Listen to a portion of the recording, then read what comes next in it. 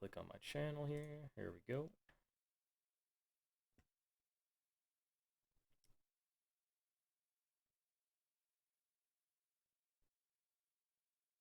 All right, that's the YouTube URL there. Let me post it here. All right, you guys can click on that and let me know if it's going. Oh, we clicking. Oh, it's on Facebook this time. Oh. Facebook? It's going to Facebook too? Sorry, YouTube. No, sorry. Oh, YouTube. Yeah. I'm a We're on boomer. YouTube. Sorry, I don't know what's going on. On the YouTube. Yep. All right. Looks like we're working. All right, great. So the next few minutes, I'll start sending out the links, and we'll do a proper intro.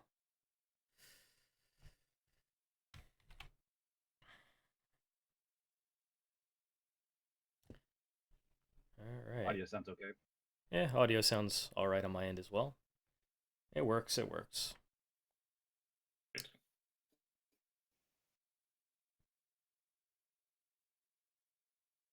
All right. Time to spread this wild seed. Mm-hmm. Sounds like time for old number 7. Go on Facebook. Let's see. Okay. Yeah, audio. All right, I'm sending out the links now. As am I.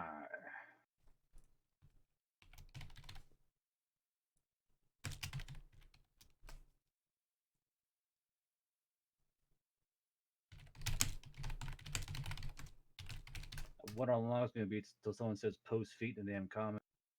There's that one guy. What's his feet look like? Calm down, all right? Thirsty cunt. All right, we're starting to get some people pouring in now, so I'll start us off with the proper intro.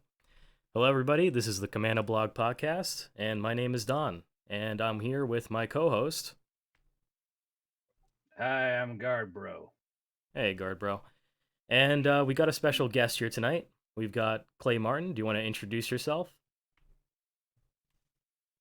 Yeah, I'm Clay Martin. I'm the author of Last Son of the War God and the Sword of the Caliphate series. You might have seen me doing gun stuff for Guns America or the Armory Life for SpringfieldArmory.com. And yeah, just up here at my mountain retreat in Mount Idaho. Awesome. Mountain retreat, bunker, same thing, you know. Oh, yeah. And mountain retreats, bunker. This is how movies start, so I had to buy one. That's exactly what I was going to say. But yeah, it's pretty funny. I met Clay on Twitter. Actually, it's more like he kind of saw us first, but I was kind of surprised. I didn't expect you to kind of just find our small little content on Twitter, and then you followed us there, and I realized, oh, this guy's pretty interesting, and I kind of wanted to talk to you and get a feel for what you do and the stuff you've written and the stuff you've done, and you've got quite an interesting life. So I want to say, how about we start out with so how did you get into just firearms or into the military service? Like, how did that stuff start out for you? How did you get into all this? It kind of depends on where you want to start, with the guns or the military service. Whatever came first. I assume the guns came first, or who knows? Maybe the military service came first. You let us know. I guess the guns kind of did. I'm from a small place in Texas, and very common there when you were a kid to have 22, which I guess is like unheard of these days. I got my first 22 for my 11th birthday because that was kind of our tradition in our family. And so I used to. My allowance was a brick of 22. You remember the old Federal Lightning with the blue and yellow box? Yeah. Oh yeah. That and Thunderbolts. Yeah, the old Thunderbolts, exactly. Yeah. So that's kind of what we did. You go shoot your 22, and yeah, so that kind of started the firearms thing, and that was my only gun for actually a very long time. And I left from there, enlisted in the Marine Corps, and then just kind of became, the service like that, especially as a grunt or an infantry or something like that. Like, you're into guns, it's kind of part of the package. I too love eating crayons. Turns out. Oh yeah, that's right. We got some Marine Army rivalry here. I was both, so. Oh yeah, well, exactly, yeah. Traitor. So I tend to pick teams depending on who's winning that day. But Well, while like you were in, what was your favorite crayon color? It's got to be asked because everyone's gonna ask in the comments. So Grand fuchsia. flavor, that color. Fuchsia. Fuchsia's a good answer. It shows you were a classy Marine. You spell big words and shit. Classy Marine. So sorry, not to cut you off there. So you were saying you went into the Marine Corps, and what was your what did you do in the Marine Corps? All right, I lost the last part of your question there. Oh, that's fine. What did you do in the Marine Corps when you got in? So I enlisted as a grunt, so I was an 0311 at 2nd Battalion, 8th Marines. So the first ever classes that General Krulak had this idiotic program called the Cohesion program. So I enlisted out of Montana. I'm actually from Texas. I was living with my uncle in Montana at the time. Enlisted out of Montana, went to MCRD San Diego, school out at Camp Pendleton, and then they picked up our entire class of little baby infantrymen. Coast at the same time they were flying a graduating class from the East Coast to the West Coast. So that theory was you would get in less trouble the further you were from home. So, and this was the weird thing about the unit cohesion program. Krulak, in his infinite wisdom, decided that the best thing you could possibly do would be to ready fill a company that already had, NCOs and squad leaders and stuff with like 95 brand new privates. Oh. What could possibly go wrong? Exactly what could possibly go wrong. So we're all a long way from it. It's not like joining a normal unit that way either. Normal unit, like you're the fucking new guy, like you get dealt with, and nobody likes you, and there's 5 or 6 of you. You pretty much get beat into submission very quickly. It's a lot different when there's like 90 privates that all know each other from 6 weeks of training. Well, at least they got something of a foreign coast, if you will, with nothing but the 25 or however many NCOs make an infantry company. Trying to toe the line. So it was a debacle. It was one of those things that probably never be repeated in history, but that was what we did. Right. And from there, you obviously had a career change at some point. Was there something that led to that? Was there something you wanted to do specifically that you moved from, or what happened there? Right. So when I enlisted, I actually wanted to be a recon Marine. That was always my thing. That was my dream. So I actually went and took the recon indoc at School of Infantry, which you could still do back then, and failed miserably. So that was a hard lesson learned right there. Like, turns out that I'm not that tough. So once I got to the infantry, checked in there.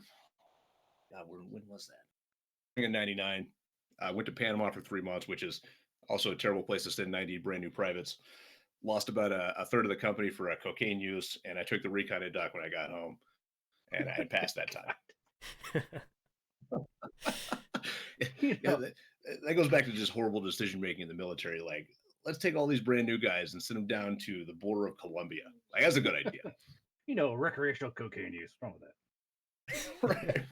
Yeah, the guys who we didn't lose for coke, like another third came back married to Panamanians. Like, oh, come on, for fuck's sake. But yeah, everybody's 19. Like, first time they've been in the country, and this is where we go. That's great.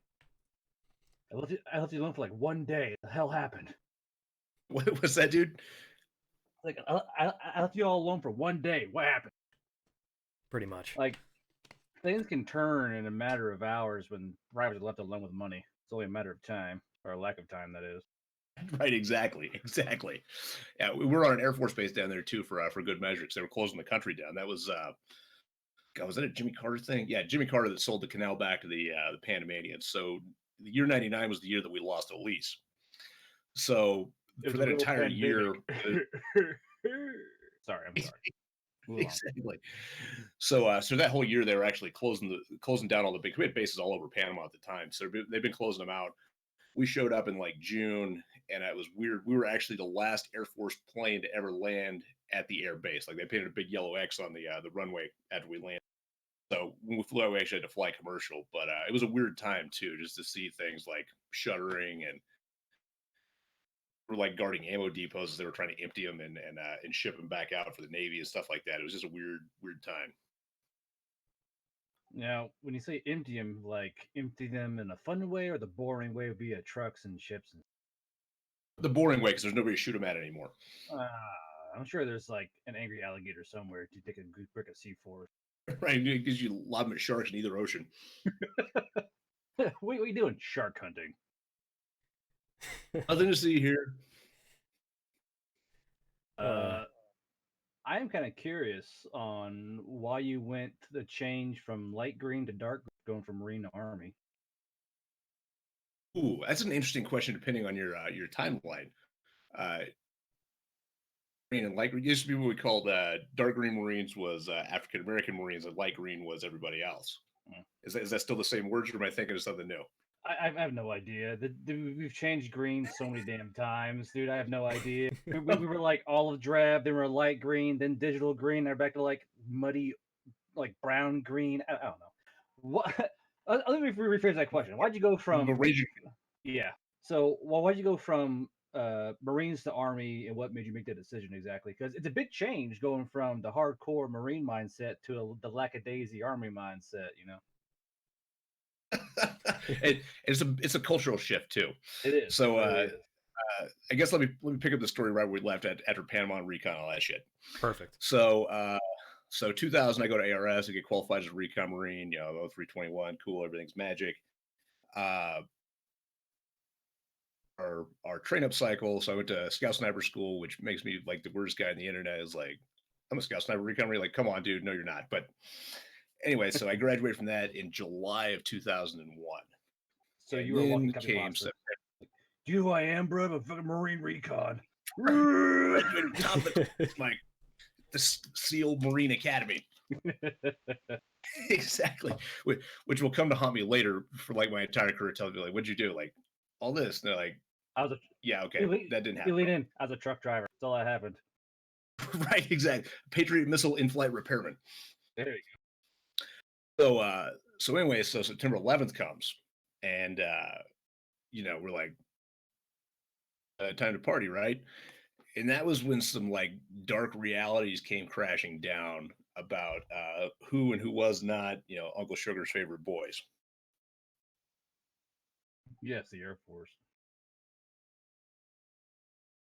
Oh. So there we are, and we're waiting on our turn, and our turn just doesn't come, and that was kind of like a wake up call, like especially in the special operations arena, you're going to be in the Army. Like that's just all there is. So it's kind of a political pecking order in terms of the specialty branches, eh?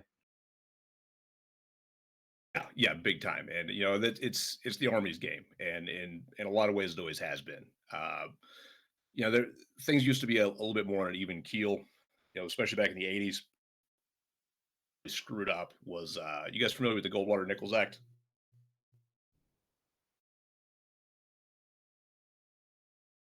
By all means, explain to us and to our lovely viewers. We're going down some deep nerd shit now. Like, is this even the Commando blog material we talk about? Anyway, I'll make it short and sweet. Absolutely. Goldwater-Nichols Act is after the debacle in Desert One, which if you read up on that, it was a debacle. I forget all the exact details of it. I'm talking about the hostages in Tehran at this point, of course. Oh, okay, the fun times. Yeah, I got. Yeah, the famous Desert One in 1980. So part of the debacle was was all the services wanted a piece of it because it was like the only thing happening, right? So obviously the hostage rescue was going to be done by Delta because that's their thing. Obviously the Rangers were going with them because that's their thing. But then everything else became this like weird Pentagon pissing match. So like Marine pilots flying Navy helos, and then you had the Air Force running whatever. So then there was the helicopter crash, the whole debacle. So basically, it showed the weaknesses of joint operations at that time. So Goldwater-Nichols Act was these two senators, I forget who they are, start in the late 80s, start putting this together, finally passed in 1986. They're like, there will be a unified command for all this special operations crap. It'll have its own generals, it'll have its own airframes, all this other shit. So Army, Navy, and Air Force are like that. At that point, especially like the corporate Army didn't like their special operations guys anyway. They're like, yeah, you can take all those cowboys and assholes. By all means, please get them out of here. that's where like your JSOC and your SOCOM get formed. So all three of those services kind of huddle up and they start doing their shit. And prior to that, it had kind of been every man for himself. You had some teams that played better together than others, but it was pretty much every service for themselves. And that's where you got weird stuff like there's actually a Dishka on the quarter deck of Second Force Recon that they got in like 1984, and an operation that none of us have ever heard of. Except I used to walk across that quarter deck every day going to my RIP platoon. Used to be there's all kinds of like just weird special operations stuff happening for all the services, and nobody ever said anything about it. So we go from 1980. Sorry, go ahead. Sorry. Was that me go ahead or somebody else go ahead? You go ahead. You do your thing. So we transfer from 1986 to 2001. So for the first couple of years that like SOCOM's getting formed, it's still not like the bee's knees. They're figuring shit out, and you know how military services go. It takes them a long time to do that. Gulf War comes around. They're doing pretty well at that point. They got some stuff together, but the Marine Corps is still doing its own shit and doing pretty well at it too. There's some straight up hero stories of from the Marine Corps of Desert Storm, like the siege at Kafji, like, a 6-man recon team versus like 2 armored regiments. They're doing pretty well through the 90s. Well, not a lot happens in the late 90s. There's stuff that happens here and there, but really not a whole lot to it. So after September 11th was like the first time that we got to really find out what did this SOCOM giant, what was it capable of? And could the Marine Corps with its weird backwards still hang in that kind of special operations community? And the answer to that is no, they could not. Interesting. Yeah. So it was a pretty harsh environment to be a recon guy around like 2001, 2002. Is we got our teeth kicked in, if you will. It was bad. We started integrating a little bit more with our counterparts from the other services. You start to see like we're both equipment and training, that kind of thing. And that was also I was still in. We got so my contract should have expired in 2002. We all went on the MEU, extended for a couple months, and while we're out there, we got stop lost for OIF-1.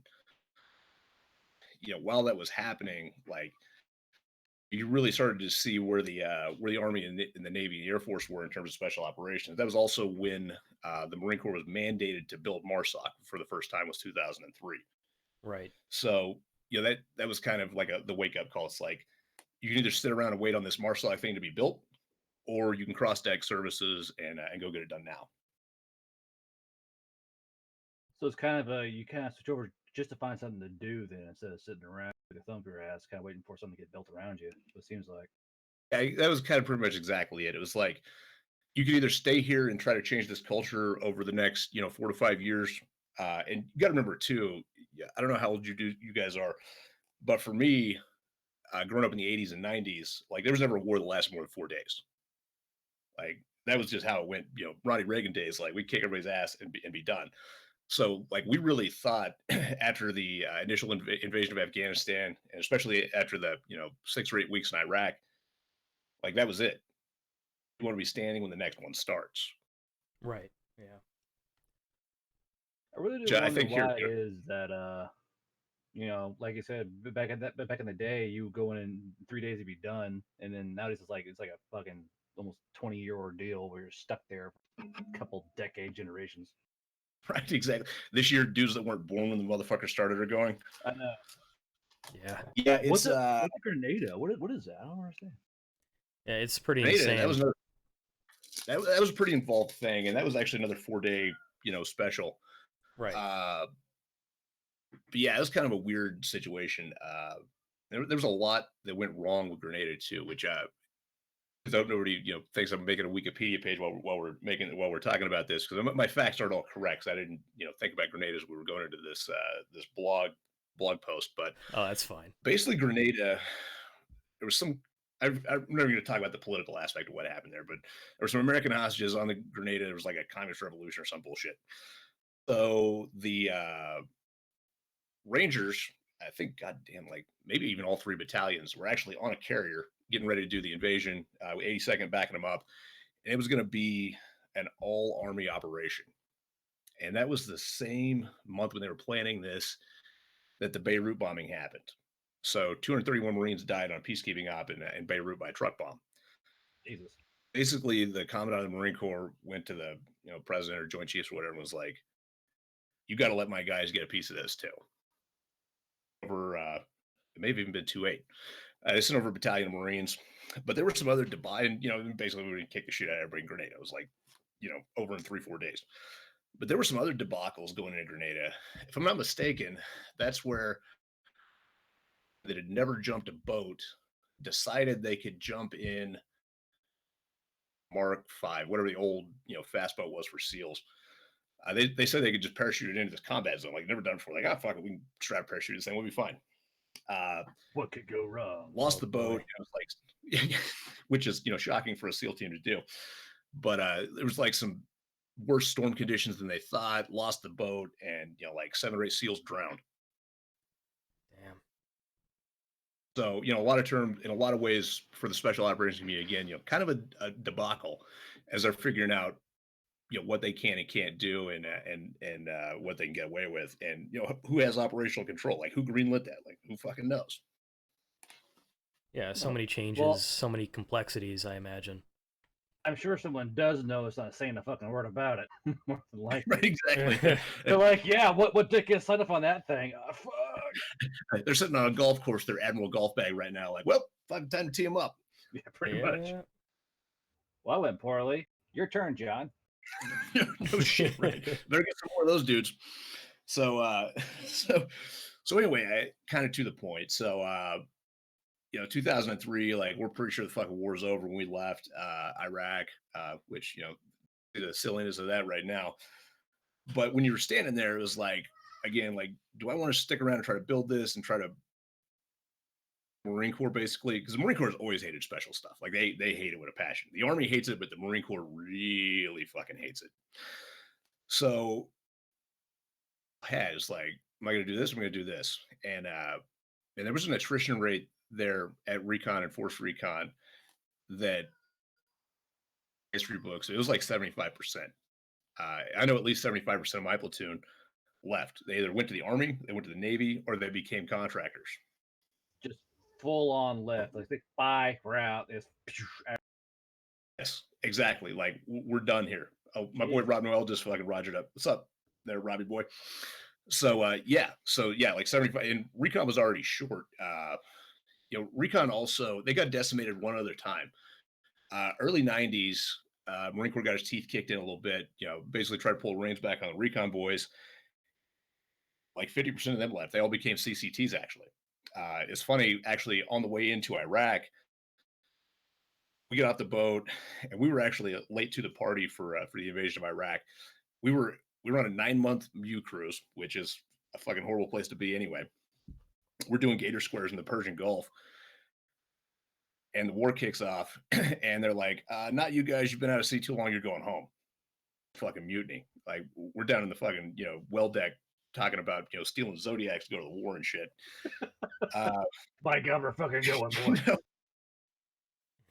There's actually precedent for that too. There've been multiple Marines that they got like court-martialed for like Korea back in the 50s and shit. It's just kind of it's part of the game.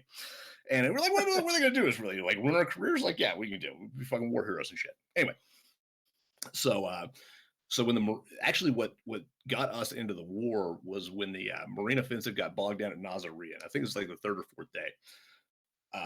They hit Nasiriyah and they started taking some heavy casualties, and it was like, maybe this isn't the fucking walk in the park. It was gonna be. And they turned our ships around, and we went in that night.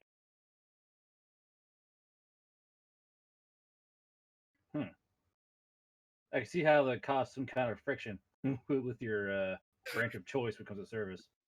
Yeah, we're just gonna go back home now. The fuck you talk? What? I'm all dressed up, ready to go. Have my dancing shoes on. Okay, go home. You guys been out at sea for 9 months, running on treadmills and lifting all the weights in the gym and shit, but not you. Also, you've been stopwatch for 6 months, but nah, fuck you guys. You're going home. Yeah, there's a little bit of friction there. While the Rangers are all having fun, the PGAs are doing fun things. They're posting their MySpaces because Facebook isn't a thing yet. You're like, fuck you. So, so So anyway, other than like their Zanga pages, fucking making war posts. right. You know, your little brother you laughed at for going to fucking division is all of a sudden got like 15 scalps. You're like, fuck, come on, It's not fair, man. this is bullshit. And that's a lot of the problem I think with the corporate Marine Corps anyway. Marines, the guys that really want to be Marines, they want to go fight. They don't give a fuck where. That's what they want to do. They didn't sign up to shave and put on pretty uniforms and have a gay band and shit. They wanted to go fucking get some. And Mm-hmm. the corporate Marine Corps is not like that. They do not believe in that shit. So so we go through the invasion, and you're standing there, and it's like, again, what do I want to do? So yeah, we had insane attrition. Like 75% left, and the recon community was already extremely short. When I got qualified, they had taken away, for the East Coast at least, they had taken away the force company, pulled it down to like a battalion minus.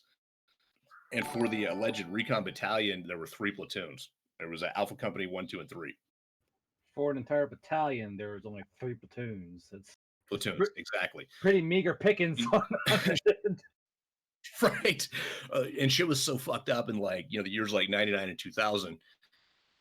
All of your East Coast recon Marines, there were exactly enough of them for one to be on a MU buildup, one to be on a MU, and one to be on MU recovery. So I mean, they were deploying like every year. It was insane.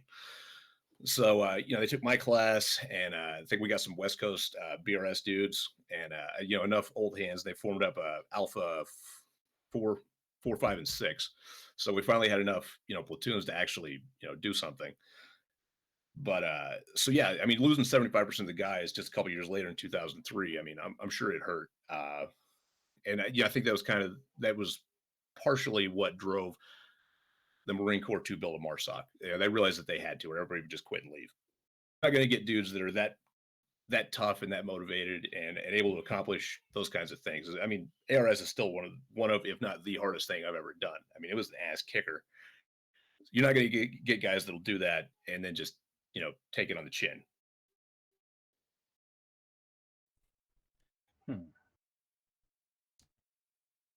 That is quite a preface there. It really Yeah, is. it's a hell of a way of telling the story for sure. Oh, And definitely. it's one of those things too. Like I don't like flashbanging the Marine Corps like that. They did raise me. They did make me who I am. I got a lot of friends that actually did stay, and they did fix things. And maybe honestly those were the better men, the guys that stayed and towed the line and unfucked it, because MARSOC today is a pretty good thing. But again, I feel like part of the impetus to force the Marine Corps' hand was the fact that so many of us were like.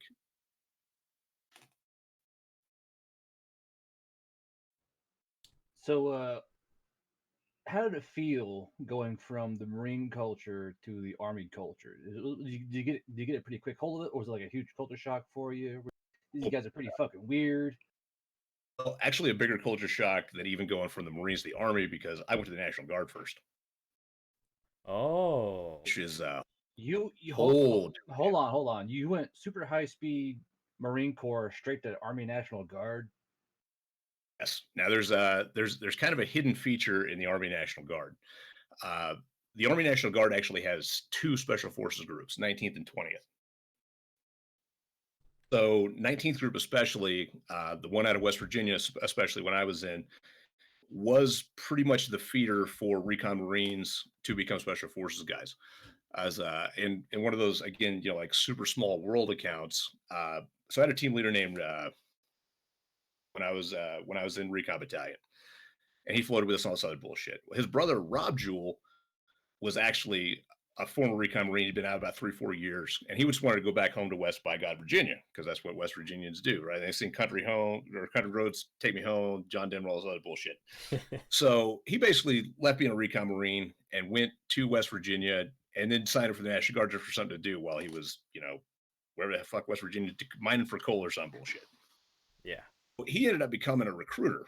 So there was a very friendly face at the National Guard recruiting office in ex-Marine or ex-recon Marine. So when the time came to switch, yeah, it was like, oh, this is an obvious choice. we got basically fed right into that, and it ended up, man. There was like recon Marines at 2nd of the 19th Special Forces Group out of West Virginia. Hmm. Let's see. So from there, you join the army. Then what happens? Yeah, I guess this is part of the culture shock deal. So yeah, we basically left the ship, and that's you know fucking regular Marine officers, all this other bullshit. And like 2 weeks later, we're at the fucking West Virginia National Guard, like checking in. And no shit, my first enlistment contract for the National Guard, the officer that signed for us to be National Guardsmen or whatever was the major in charge of the band because I was the only dude they could find. So yes, it's fucking insane. And we just came from Iraq too, fucking knee deep in gore and shit to like what? And yeah, man, the National Guard is like, especially back then, huge culture shock. So we had to deal with like some regular National Guard shit before we got to the Reserve Special Forces Battalion, right? Signed up by the band officer, and then we're like floating around doing all the medical bullshit. And there's these dudes that are like 55 and 60-year-old privates Yeah. that have like What? 40 years time in service. They still exist. They still exist. Holy cow. Yeah, dude. I mean, they totally still, especially back then. National Guard's probably got cleaned up a little bit by the wars and stuff, and those dudes have carried their weight. There's no doubt about that. They've done a lot of deployments and shit. The death tolls kind of clean them out. Right. Oh man, they've taken some hits too. But dude, back then, like the National Guard pre-war, it was like the good old boys club. That was all it was. Basically dudes signed up so that they wouldn't have to be Masons or odd fellows, whatever bullshit lodger is. Instead, they put on the BDUs and go to drill for 1 weekend a month, and that was like their relaxation time. So, grenade out, cover me, battle buddy. Exactly, like no fucking standards. 60-year-old privates smoking Marlboro Reds with their hat tipped back and shit. So yeah, that was the culture shock, man. That was a weird one. We meet our first officers in the fucking West Virginia. They're like, "This is your lieutenant. This is dickhead and captain. What's his nuts?" And we walk up to him. They're like, "I'm Jim, and this is Bob." And we're like, "Who the fuck are you? What?" Where your knife hand shaking the entire time. Gotta destroy. Exactly. Like, I should haze you for making me call you Jim. But how yeah, dare so you? it was. Yeah.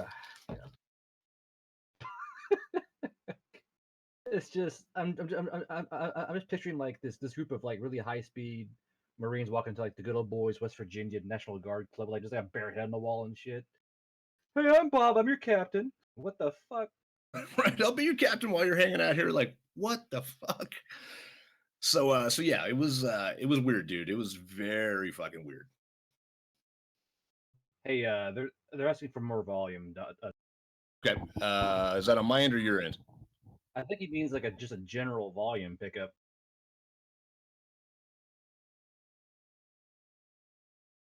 Bring it up to a 10. Yeah. Turn this shit up to 11. So, so you get into the good old boys club, West Virginia. How long did it take you to get from that point to where you wanted to be? Okay, so another point about the good old boys, and this is especially, like I said, 20 years ago. This is actually 2003, so almost 20 years ago. So 2003, things still haven't gone, full war tilt. So back then too, even the special forces battalions had this like weird group of like hanger-oners, right? I guess in the backwoods of Ohio or whatever, like being in the special forces battalion is the same as like being a cool dude. So you'd end up with a bunch of dudes that were stuck in this thing they called the training team. And the training team was basically like where you went until you went to selection and went to, got qualified and went to a team. So the training team, like, you got like a little arrowhead patch, but no long tab or whatever. But you look fucking cool when you're wearing your uniform at the bar next to the fucking National Guard training base, which was totally a thing, which is also a culture shock. So there were a lot of dudes there wanted to be on the fucking training team. Like, yeah, I'm fucking special force battalion. I'm cool and shit. So And this became a huge problem for the National Guard too, because they had real no shit teams they had to fill. And also, I mean, shit, man, National Guard Special Forces teams started deploying 2002. You know, they've carried some water too. So, you know, they need to backfill these teams fucking badly. So if you actually showed up there and you were fit, fuck a resume that said you're going to pass, and you're like, I want to go to selection, they would send your ass to selection. I was at selection 30 days after I joined the National Guard. So he got like 1 month reprieve to like have a couple of naps since you off to selection. Completely. Like I remember one of the times that, you know, when I was on the training team, I had to show up for like a drill or something. In that time, like the dude that was supposed to be in charge of the training team had like, I don't know, you know, or some bullshit. So it was left in the hands of like just training team dudes. And so like, okay, we're gonna go, you know, do land nav. And by that we meant, you know, find points that are like 400 meters apart for like an hour. Campfire. And they're like, okay, we're gonna go to town and get some beer. I'm like, okay. And then it was like, right now, dude, like, what? But that was their life. That was what a lot of these dudes just like aspired to do. Just barely hang out and get the ditties, I guess. Yeah, so, get that sweet red beret, get that support patch, fucking stay motivated. They sound like title chasers almost. Like, yeah, I'm a sap. Come on, bro. You took the separate course and you're not actually in a separate battalion. You need to calm down with that. Yeah, it's very much like that, or just kind of like weird status chasing, like Special Forces Battalion. Like, what do you do there? Like, well, I'm the janitor. Like, well, that's not really the fucking same thing. Special Forces janitor. Right, exactly. Special Forces janitors. So I guess when you left to go to your selection, your captain made you a packed lunch, told you to have a nice time. You know, don't talk to strangers. Gave me a juice box. Yeah, patted my little red beret on the top. So yeah, so basically, me and my buddy actually went there with one of my teammates from Recon Battalion. We both go to selection, you know, kick its ass or whatever, come back, and we get back, we check back in, we're like, all right, when the fuck are our orders for the Q course? And the guy that actually runs the training team was pissed that we'd gone and passed selection without his stamp of approval, because he needed to give us the stamp of approval to be ready to go to selection. What? What? That didn't make any fucking sense. So, like, what, do you try and block you or some shit? Like, no, you guys aren't real Rangers yet. No, you gotta pass my you know, like, I gotta check up on it. No, he was completely pointless. He was just mad about it. Like, you will not go back to selection without my still. Like, I don't have to go back to selection anyway. I passed the motherfucker, so we're good. Yeah. So yeah, basically at this point, it's like one of those like serious like, I need to get qualified as soon as humanly possible. So get me out of here. Out of here. Yeah, Bob and Jim aren't gonna like this, but I gotta fucking go. So and it sucked too. Actually broke my foot at selection, so I had to wait like 4 months while I healed up. And that was a long, uncomfortable time of you know, working at a bar in Morgantown, West Virginia, up and out to go to the Q course. Cobweb setting in, guts trying to pick up on you. You're like, I got some push-ups. Shit. Dude, the worst thing was the pay cut. So this is something that you don't realize if you've been like an active duty guy from the time you were like 18 until you were like 23. So, you know, when I left the Marine Corps, I was a sergeant. This is also very helpful by recon expanding from like a 20 minus to a battalion while I was there. Like cutting score was like 0. Like if you had an 0321 MOS, like you picked up the day you became eligible. I was like a 2-year corporal and a 3-year sergeant, not because I was a stellar Marine, but because I had a, you know, MOS that was like magic. You were alive, so, you're breathing, so anyway, good enough. Right, like you are breathing, you do hold that MOS. Here you go. Have some stripes.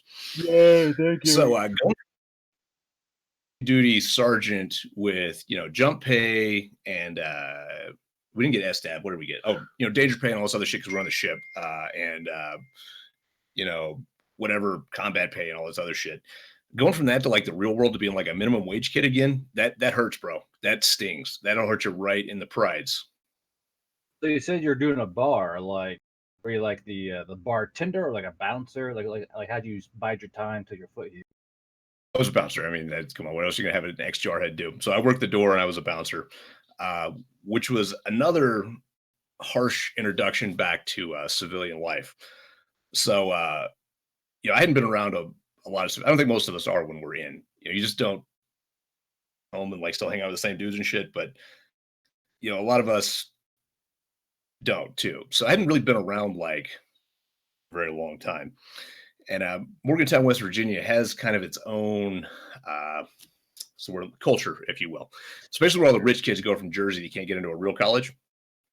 So like trying to scrape by on like bouncer wages, and these rich, entitled frat kids are doing coke in the back room, which is an expensive drug, in case you didn't know, unless you're in Panama, it turns out.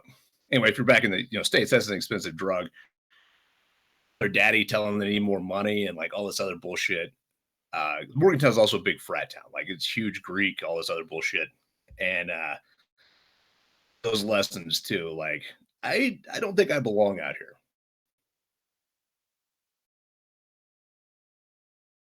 All right, so you're you're kind of roughing it out in the civilian bubble for a bit. How long did it take until your foot got healed and you're able to punch? It was about 4 or 5 months, and I want to say, God, when did I go to selection? That's a long Yeah, fucking I time. went to selection October, November, so foot healed, and it was like the Christmas break and shit. So I couldn't actually get to the Q course to start until like of 2004. That's generally like a 5-month like jail sentence. You are here defined to be with civilians for 5 months. Please no, please I'll take the death penalty. Naps. Please no, I'll be a good boy. Somebody else fucking Enjoy the frat boys. No, you're like dragged out of the fucking courtroom. Oh God, it was ugly too. I think I had to break up like 2 fights the whole time I was there, but frat kids are just not ready for that level of violence you're going to bring after you were in Baghdad 2 months ago. Like it was bad. It was a bad situation. It was just not the place to be. All that pent up rage is like, ugh, fucking lawyer kids. Caveman DNA popping out. Yeah. I used to stack bodies 4 feet high outside my fire base. Like, what the fuck, dude? We just wanted to snort some coke, bro. Fucking yeah. So just bad situation. Me, I think an appreciation that a lot of lifers won't have for guys that do 4 years and get out and had to try to readapt to the real world, because it's tough, dude. It's ugly. All right, I got a few pointed questions. Unless you got something else. Okay. Go right ahead, guard. All right. So while you're doing your test out for Ranger Bat and all that, what was the one thing the one event during your selection phase that just you almost like the one you hated the most, like the one event you're like, if I could do any event never again, it'd be event, but this one. Are we talking about a special forces selection or recon? Yeah. Recon. Special forces selection. So your foot's all healed up. You go to do your select. What was the one event you just could not stand? Okay, well, actually, out of order. I broke my foot at the selection. But if we're talking about the selection, special forces selection, I don't want to say this to be cocky because that's the wrong way, and that's not what I'm trying to imply. Too late. But probably it's different going to a selection like that when you've been operational in another special operations component. It's not even really fair. You know what I mean? Mancom 37 is asking, I'm assuming to you, Clay, can anyone explain to a Eurofag why the Marines are such a revered infantry type in the United States? Yeah. Like, well, that's because they're awesome infantry types in the United States. I mean, dude, you could easily say that the Marine Corps infantry, and I'll also say this about the Army's airborne infantry, which I have grown to have a very high respect for. Finest light infantries I've ever walked the earth. Probably mostly a culture thing too, because Marines are always Marines on all the time. The Marine switch is always flipped on. They're always there's not really a drop off for a Marine while they're in service. Like what the Army do, they're all kind of keyed on during like training and such, but when they're not keyed on, they just completely level out. They're like there's no real constant push to be a grunt. But with like Marine Corps, they're always switched on all the time. Green button's always flashing. Right. Got high and tights at the fucking club, fucking talking about their platoon ditties and shit. Yeah, no, I fucking totally get it. So that answers your question there, ma'am. So you pass selection. Your foot's all healed up. Where do you go from here? Right, so now we go to the Q course, and like I said, this is early 2004. So unfortunately for me, this is also at a time when the Q course is in like a state of flux. Like they're trying to like reshuffle it and shit. So ends up with like all this weird stuff. Like I ended up sitting at Bragg in phase 2 hold for like 2 months while they unfucked like the order they were going to do the Q course in. So go to phase 2, which is our little tactic. It's like baby ranger school. It's a little tactics and thing, shoot some guns, that kind of shit. Then you go to your MOS phase, which for me started off being the 18 Delta course and eventually became the 18 Echo course because it turns out I suck at medicine. And then we go to, Robin stage comes after that. Go to a little Robin stage thing, learn how to be gorillas, that kind of stuff. Draw straws for what language you get. Unfortunately, I never even took a D-Lab. D-Lab is this little test that you're supposed to take that gives you aptitude for languages. So it's basically like an IQ test for languages, right? So if you're a real dumb dude, then you get like, Spanish or French or, Pig Latin or something that's easy. If you end up having like high language IQ, getting something like Mandarin Chinese. Well, National Guard guys don't get a choice. You get all the National Guard battalions at that time were like seconded to an active duty component. Ours happened to be seconded to 5th group, so I got Arabic. So that sucked. So go do 6 months of like 9 hours a day Arabic that you have to pass, because if you don't pass language school, then the rest of the Q course didn't even matter. They will boot your ass the fuck out. And then go to SEER school. Oh, hang on, we got one from Lord of Fire here. What advice do you have to someone who is non-combat arms who is aspiring to join the SF community? Funny question you bring that up. I actually had quite a few dudes that I was with through my various phases of Q course, guys that are going to end up in SF. Most of them are grunts. Probably 60%, if I was guessing. Some grunts or some kind of combat arm, Cav Scouts, some bullshit like that. But there's actually a pretty good number that are something just bizarre as hell. I knew a generator mechanic from 160th. He passed. I think he's operational with 5th today. There was a dude in my Echo course that was actually, God, he was one of the most weird things I've ever heard of. What's the really big supply? Not CIF, but there's like basically the logistics hub that feeds all the bullshit out. He was like some kind of logistician, and he was the first guy to go from like logistics regiment in like 15 years to selection. And he actually made it too. Wow. I think honestly the hardest thing for you non-combat arms dudes is you got to learn how to hump a rock, dude. I mean, that's a learned skill, and because they have to do it all the fucking time, and they get yelled at and beat by their squad leader if they can't, and they won't make it very long if they can't. Learning how to carry that ruck. That's the big thing right there. That'll fucking crush you. Oh, dude, it's a fucking killer. It's especially, like I said, if you don't come from that built up type of community from like the infantry or something. So honestly, my best advice, most of it's gonna be physical. Other than what the Army puts out for a selection guide, I would do the military athlete train up to selection. You can buy us like $20 for military athlete, or whatever they call it this week, mountain athlete. Fantastic. That's the one I would do. Well, the issue is that he's a 92 Alpha, which is a automated logistical specialist. So he's literally going from logistics and trying to go to special forces school. That's an uphill right there. It was in my Echo course, and he made it. He was fine. There's gonna be some things that you might not know as well. You're gonna have to learn how to land nav on your own, because that's a big piece of selection too. But you can learn that by buying a $100 GPS map at Bragg. You decide I'm going to this point, and you walk your happy ass to that point, and you look at your map and your little protractor, and you say, I'm here. and you play your GPS and you're either right or wrong. And that's a way to learn how to land that. Because odds are, unfortunately, too, if you're over there in one of those MOSs, help you. The worst part is that most guys are surprised by how brutal SEER school is. They're not prepared for that kind of suffering.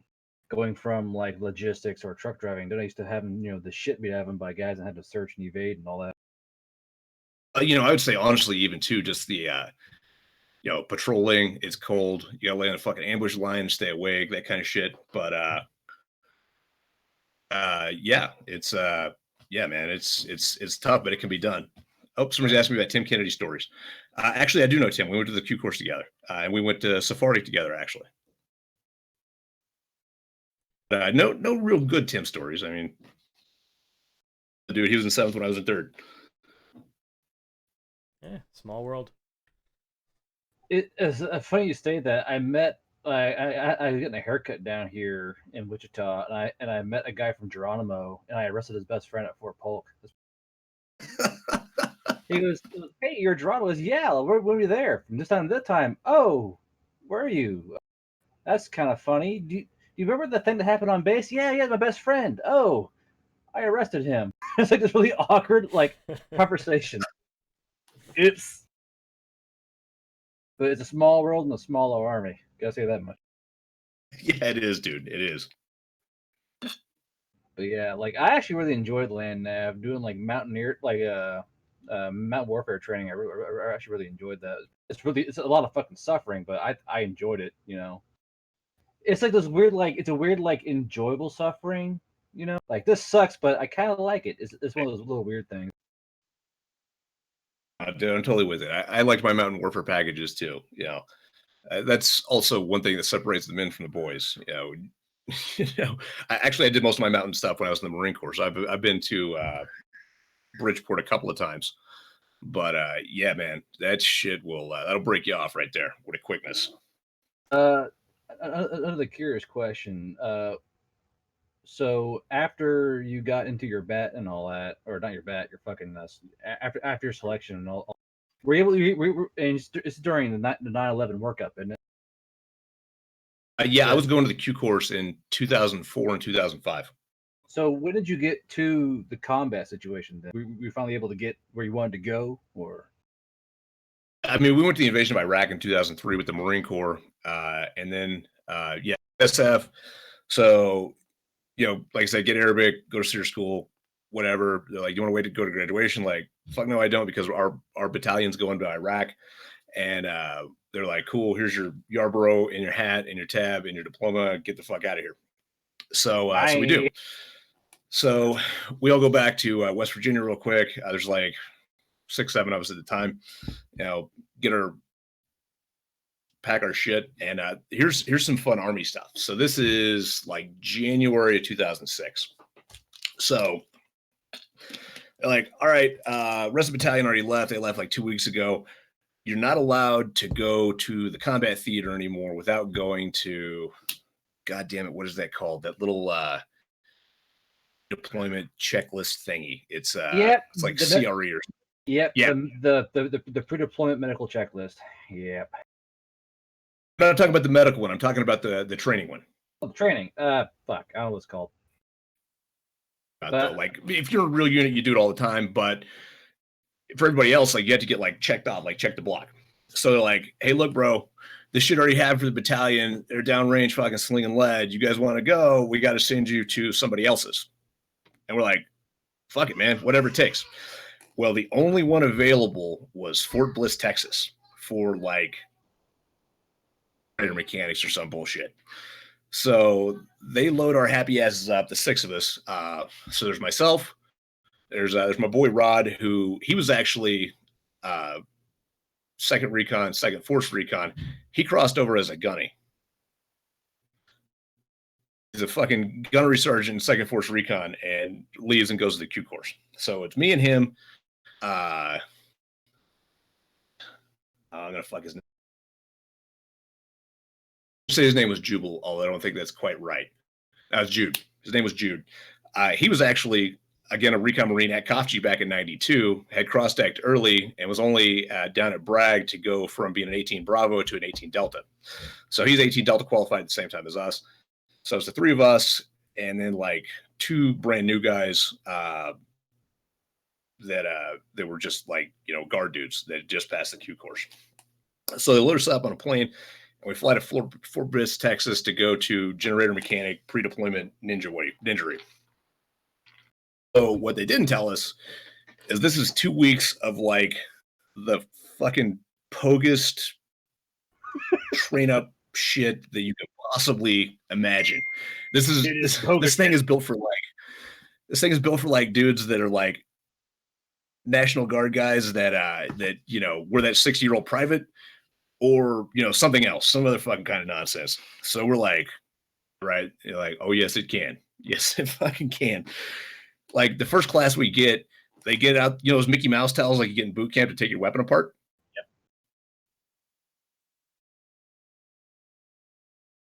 Talking about it's got the pictures of all the weapon components for like an M16. Yeah.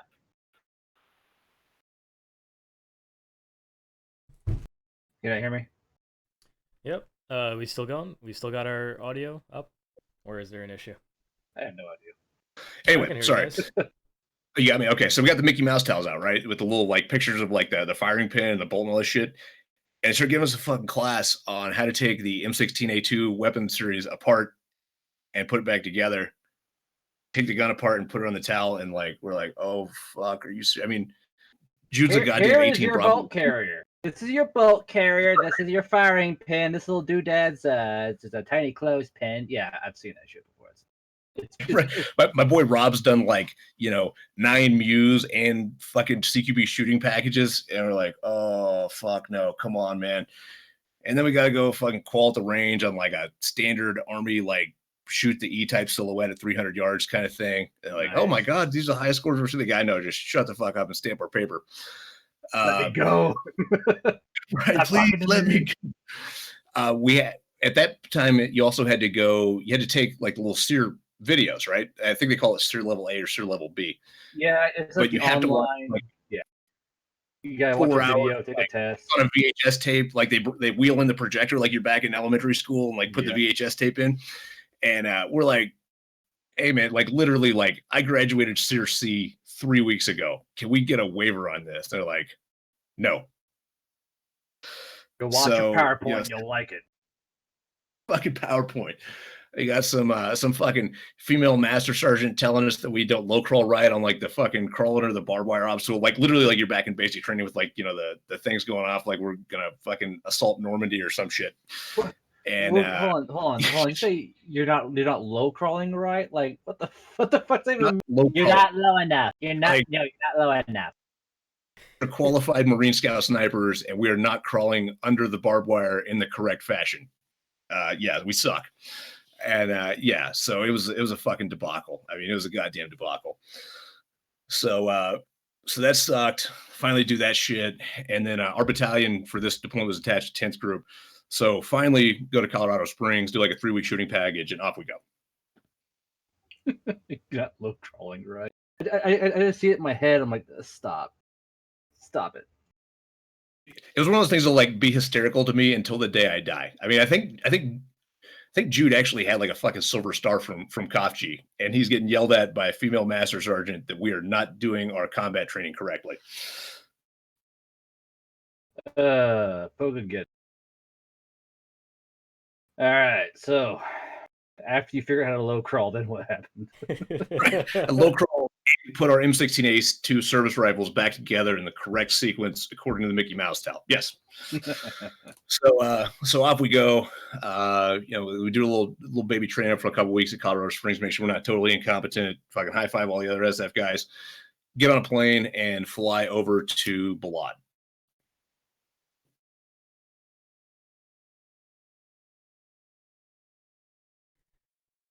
All right. We cut out again, or are we good?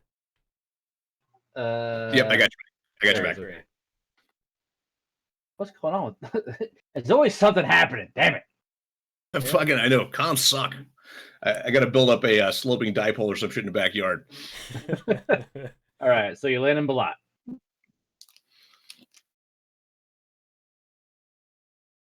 The suspense. I don't know.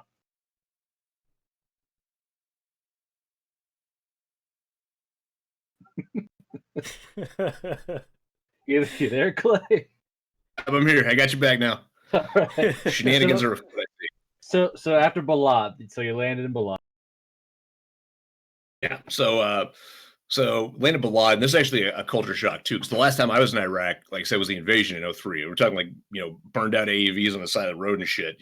We rolled around in a fucking Mercedes dump truck that we stole from somebody because that's how fucked up things were at the time. So I hadn't been there at this point in 3 years. We landed Balad in 2006, and get off the fucking plane. And the last time I landed was at Viper 2 south of Nazaria. Like, fuck shit was plaid. We get off the plane here. There's like a fucking Burger King. I swear to God, I see an MP with the fucking radar gun, like checking speeds. And I thought this was like a joke they played on the New Guys. I walked in like, dude. And that's how much like the war had changed just in like 3 years. I mean, it was insane. So you land. Is that a fucking Baskin Robbins? What is this? Exactly. Like, where's your fucking PT belt? I'm like, get down. We're taking sniper. I'm like, we're not. Yeah. We're not taking sniper fire. Okay. Where's your little, little That's like the old story. Where's the PT belt at? Like taking fire. So yeah, that was a big culture shock too. Yeah, but anyway, get reassigned, get to our teams. I ended up flying down south. I went to a little place called Diwania. That's where my team was, and did our 9-month deployment and came home. Nice. Hopefully, it didn't go too awry while you were there. Who? I hope it didn't go too awry while you were there. Any kind of mishappenings and such. No. Yeah, it was just normal Iraq shit. Nothing too fucked out for 06 time frame. The hashtag just normal Iraq shit. No shit, right? Yeah, and that's weird. That's kind of how it feels like, fucking normal Iraq shit. So, did that tour. Had a good team. We did some good shit, but kind of saw how things were. Like, I'm gonna go active. And you have an opportunity when you're activated for like a war, like for combat or whatever thing, you can basically just sign a piece of paper, the active army. So I did, a bunch of other dudes did. A lot of guys got assigned to 10th group because obviously we had friends there by now. We're working with their teams and shit. So a lot of dudes ended up going to 10th group. I ended up going back to 3rd. All right. And go ahead, you first. No, you first. You. All right.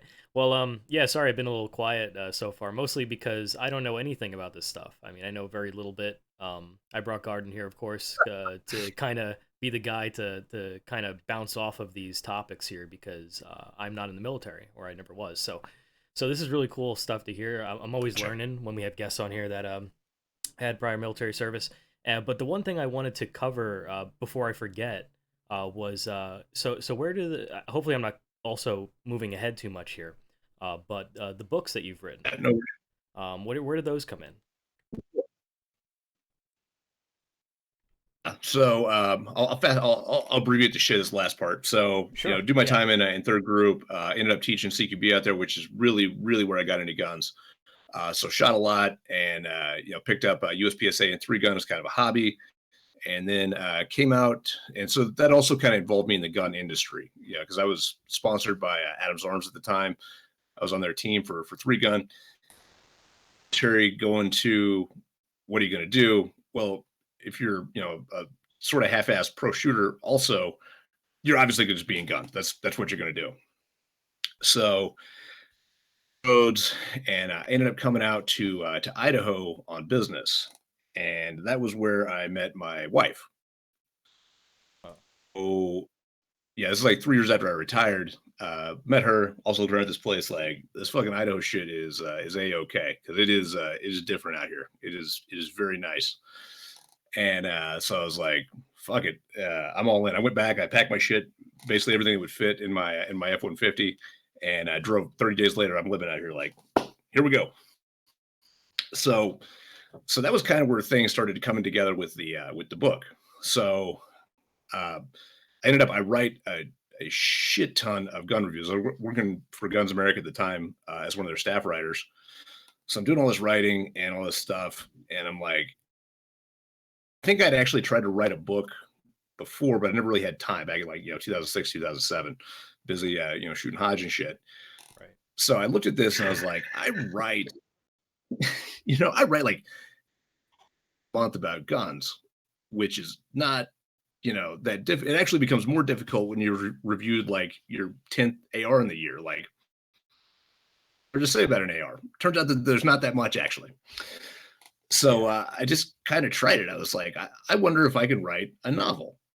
And the best advice I got, I'll say for writing a book. I was at a writers event for I think Smith and Wesson. So there was a bunch of writers in there from a bunch of different places, and we all had different flights out. But Smith didn't have anything for us to do for like the last 6 hours. So we're all sitting around like at the headquarters of the Smith and Wesson factory. They got like this little leather couches and all this cool shit. And we're sitting there, and Daniel Shaw from Gun Mag Warehouse is talking to one of the other guys. And I kind of like sneak over into the conversation. He's talking about, what do you do for your writing? And he's talking about mostly gun review stuff. And he's like, I read Stephen King's On Writing at least once a year to like clean up how I write about things. Because, Stephen King, obviously impressive novelist, and pretty much like the guy to follow for how to write. Right. I take that advice. I go home. I pick up Stephen King's book, read it, that thing in a couple of days. I'm like, fuck it, I got this. I sit down at my typewriter in the basement and start cranking out a book. Just like that. The only hard part's writing a good book. Right. Yeah, no shit, right? Well, and it was a weird thing too, because it's one of those things like you get into it and you're like, I'm not really sure I can do this. Like, I'm not fucking Charles Dickens exactly. Like, and nothing about what I've done in my career up to this point would lead anyone to believe I am Charles Dickens. So I'm like, I don't even know if this is possible. Also at the time, my youngest or my first son had just been born. So, toddlers are crazy. Me and mom were like doing everything we can to raise this little, child thing that's pooping its pants all the time. I'm working like 60 hours a week doing the gun reviews and stuff just to, keep a roof over our heads. And I'm not really sure I can do this, but I'm gonna give it a fucking try because that's what we do. This is the story of Last Son of the War God. So I wrote the novel and then started talking to other authors about it. What's weird is I wrote that book in a month, in 30 days, working exclusively between 10 o'clock at night and 4 o'clock in the morning. With how much alcohol? With how much what? How much alcohol was involved during your writing phase? Absolutely none, because I can't spell when I drink. So completely sober. Oh, that's gonna be suffering. Completely sober, drinking some coffee because you got to stay awake too. And the only time you got to like really U-time work is like 2200 to 04. On this, like, no shit, on like my little 13-inch MacBook on like this shitty fucking Costco table that folds up, like a little plastic folding table that I also use for gun reviews sometimes. Nice. Yep. So I crank it out. It takes me like a month. I'm like, it didn't take as long as I thought, but motherfucker's done. So then what do you do?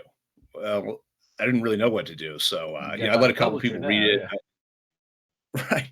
I'm still feeling a little weird about it. Like, is this book fucking horrible? Like, does it suck dick? Like circle of friends first, and then go ahead. If you feel like, hey, you guys want to read my book? I made it. Please read my book. Like, it's right. It's pretty weird stuff. Yeah. Right. It's like you drew fucking some hentai anime in your basement. Like, you want to see my hentai? Yeah. Like, yeah. No. What kind of fucking nerd does that? Am I right, guys? Total weirdos. So anyway, a couple of my good friends, like my boy Thomas out of New Mexico, read it. They took the time to go ahead and read it, and they pretty much all came back to like, this is legit. This is fucking really good. So I'm like, Okay. So then I started playing the publishing game, which anybody that's ever written a book and then tried to sell a book, the hardest part is definitely not writing the book. Yeah, totally a different animal, I imagine. But yeah, dude, it's like trying to break into like fucking Hollywood or the rap game or some bullshit like that. Like, it doesn't even matter if you have a good product. It's how well you can sell it and how well you can convince a publishing company to pick it up. Out So of curiosity, like, while we're on this particular book, what inspired your take on The Last War God? Like what inside you went, this is a good topic to write about. I'm gonna write about this. I'm gonna research this. I'm gonna think about like what made you chase The Last War God as a book? Yeah, or even prefacing that with the synopsis, even for people who are watching who might not know about it.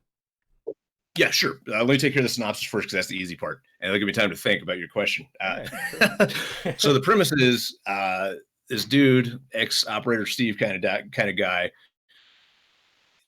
His life has turned to shit. He can't fucking handle it anymore. So he's gonna go out to the middle of the fucking woods, like the Frank Church Wilderness of No Return, and fucking kill himself, which is, actually not that uncommon for a lot of veteran suicides, that kind of thing. It's a very common theme. So he's on the way out there, and he decides to stop and have a fucking beer first because that's what a veteran would totally do. So he stops off to get a fucking beer. He gets kidnapped by these dudes. They basically roofie his drink and shit, and he wakes up like all fucking tied up in the woods and shit. He gets kidnapped by these dudes that are basically for sport, kidnapping primarily women, but sometimes they take men too, and hunting them for sport and eating them like cannibals. So Jesus Christ. Basically the moral story is like they fucked up. Old fucking Mikey Bryant, who's actually based on two guys that I know that got killed from comes to, slips his cuffs, and then just proceeds to fucking ruin everybody's shit. So that's kind of like the short version of what the book's about. Basically, it's like hunting the deadliest game, but they find the literal deadliest game they can find in a local bar. We may have fucked up, guys. I'm just saying. That's intense. Right. This guy looks drunk and fat. What could possibly go wrong? Like everything. Turns out it all went wrong. And I felt like it was a good angle to take with the story too, because a lot of special operations dudes are actually like kind of unassuming looking dudes. Like we have our steroid freaks and shit too, but there are a lot of guys that look like, they wear a fucking, glasses and a pocket protector that you just absolutely do not want to fuck with. Well, and, you say that, Don, who's that one guy that fucking Kay loves? He has the big glasses and he's a special forces guy. Oh man, Vinning, right? Vinning, yeah, Vinning. Yeah. Hold on, I'll try and find a picture of him. Yeah. But yeah, man, dude, a lot of them were like that. And I mean, some of the most vicious, just fucking killing machine motherfuckers that I've ever met. Yeah, I found him. Nerdy looking guys, and like I've seen them go through like fucking chainsaw, and you're like, whatever. That makes no sense. Sergeant Major Mike R. Vinning, fucking mad lad, this guy. Oh yeah. Fuck yeah. You can be assured that motherfucker has like bitten some eyeballs out, and yeah, man, that's just. But yeah, like you would never cast him as John Rambo in the movie though. Like he doesn't look the part. Like, oh fuck no, like he doesn't have 40-inch biceps and shit. He's like someone's dad, just a lot angrier. Actually, the most dangerous motherfucker I know lives here in Idaho too. I won't say his name because I won't do that to him. But he got the Distinguished Service Cross of Fallujah. His grandfather. First time I met him, I was like, "What the fuck?" Because I saw him from the side. But also, that motherfucker turns and looks at you when you see his eyes, like you know he's fucking put some bodies in the ground. So it's kind of a weird deal like that. But hang on, somebody's asking me a couple questions about the Air Force. Can we jump on that before we continue with the book Feel thing? free to answer questions from the comment section. Look at that guy's face. So the death and the anger in it. Oh, look at him. Right. Meanwhile, this guy looks like a dude that couldn't get cast for Mr. Rogers, but I know that's real life, man. All right, a couple dudes are asking about the Air Force and more specifically TACP JTAC assets. Man, in my experience, like this is no bullshit. Air Force probably has the best special operations that there are. All the TACPs I've ever worked with have been just so fucking professional and so good at what they do and so fit and so fucking cool under fire. And that really crosses over the JTACs too. Like, man, there may be some Ps I've met that I didn't care for, but especially in the TACPs and JTACs, fucking hats off. Like, guys I've ever worked with. Nice.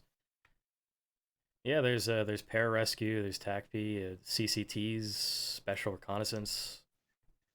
I do this for a living, and I can't keep all the Air Force's bullshit straight. I wish they'd fucking just figure it out. Like, we have these things, but yeah. There's so many acronyms. Yeah, so I think they're doing some. Well, I don't know if they're still doing it, but I know that they were reforming some of it, and they're definitely trying to push it now, even too. Like, for some reason, I'm getting a lot of like people telling me that they're getting like ads from the Air Force, like making them like join Special Forces Air Force, join Air Force Special Forces or something. And we need bodies. Please join the Air Force. Yeah.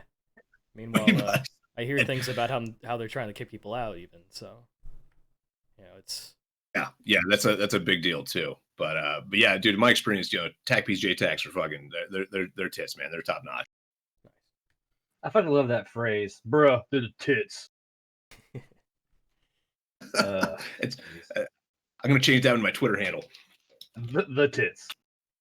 Nice. So now trying to get a book done, you got to find a publisher, and it's a fight to find someone who'll publish your damn book. So how long did it take you to find? So basically, it's I guess it's kind of like doing Tinder by mail. You send out like all these like, hey, I'd like to whatever, and you get back like probably 20% like a rejection notices like fuck you, and the other 80% just never talk to you again. New email, who did? And this is also where my resume started fucking me.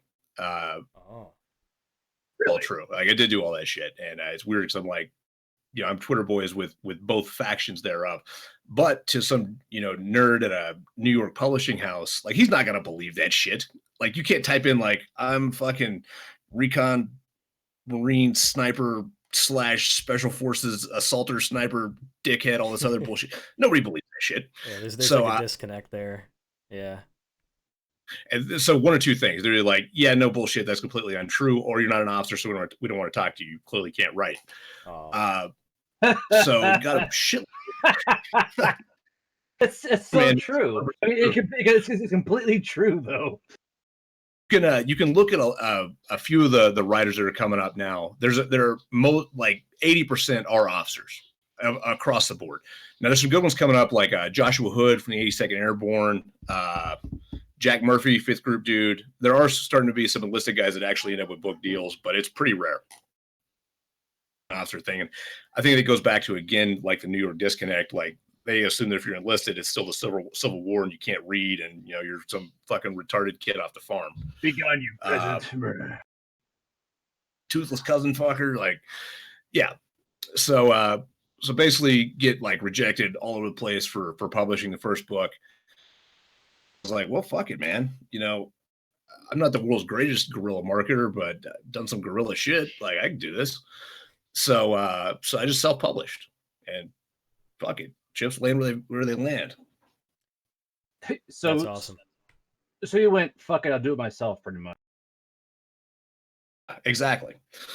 So put it out there, and then use all the social media platforms that I had, which I had a lot less then, and promote it. And Guns America actually stepped up in a big way. They were very cool about this review, but they gave me banner ads for like 30 days in December of that year.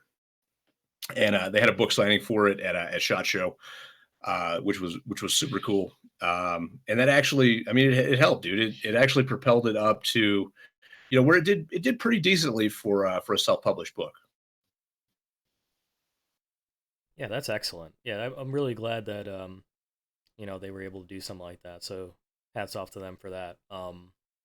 And it also shows, the military and gun communities, and all that stuff like comes together and help each other out. It's good to see that type of thing. And that you went off and self-published. We really do. We take care of our own in this community. You know, it's a very small, tight knit community. Yeah. So this is going on, and while this is going on, basically you learn a lot about writing a book by writing a book. So it's going to your first shooting class or something like that.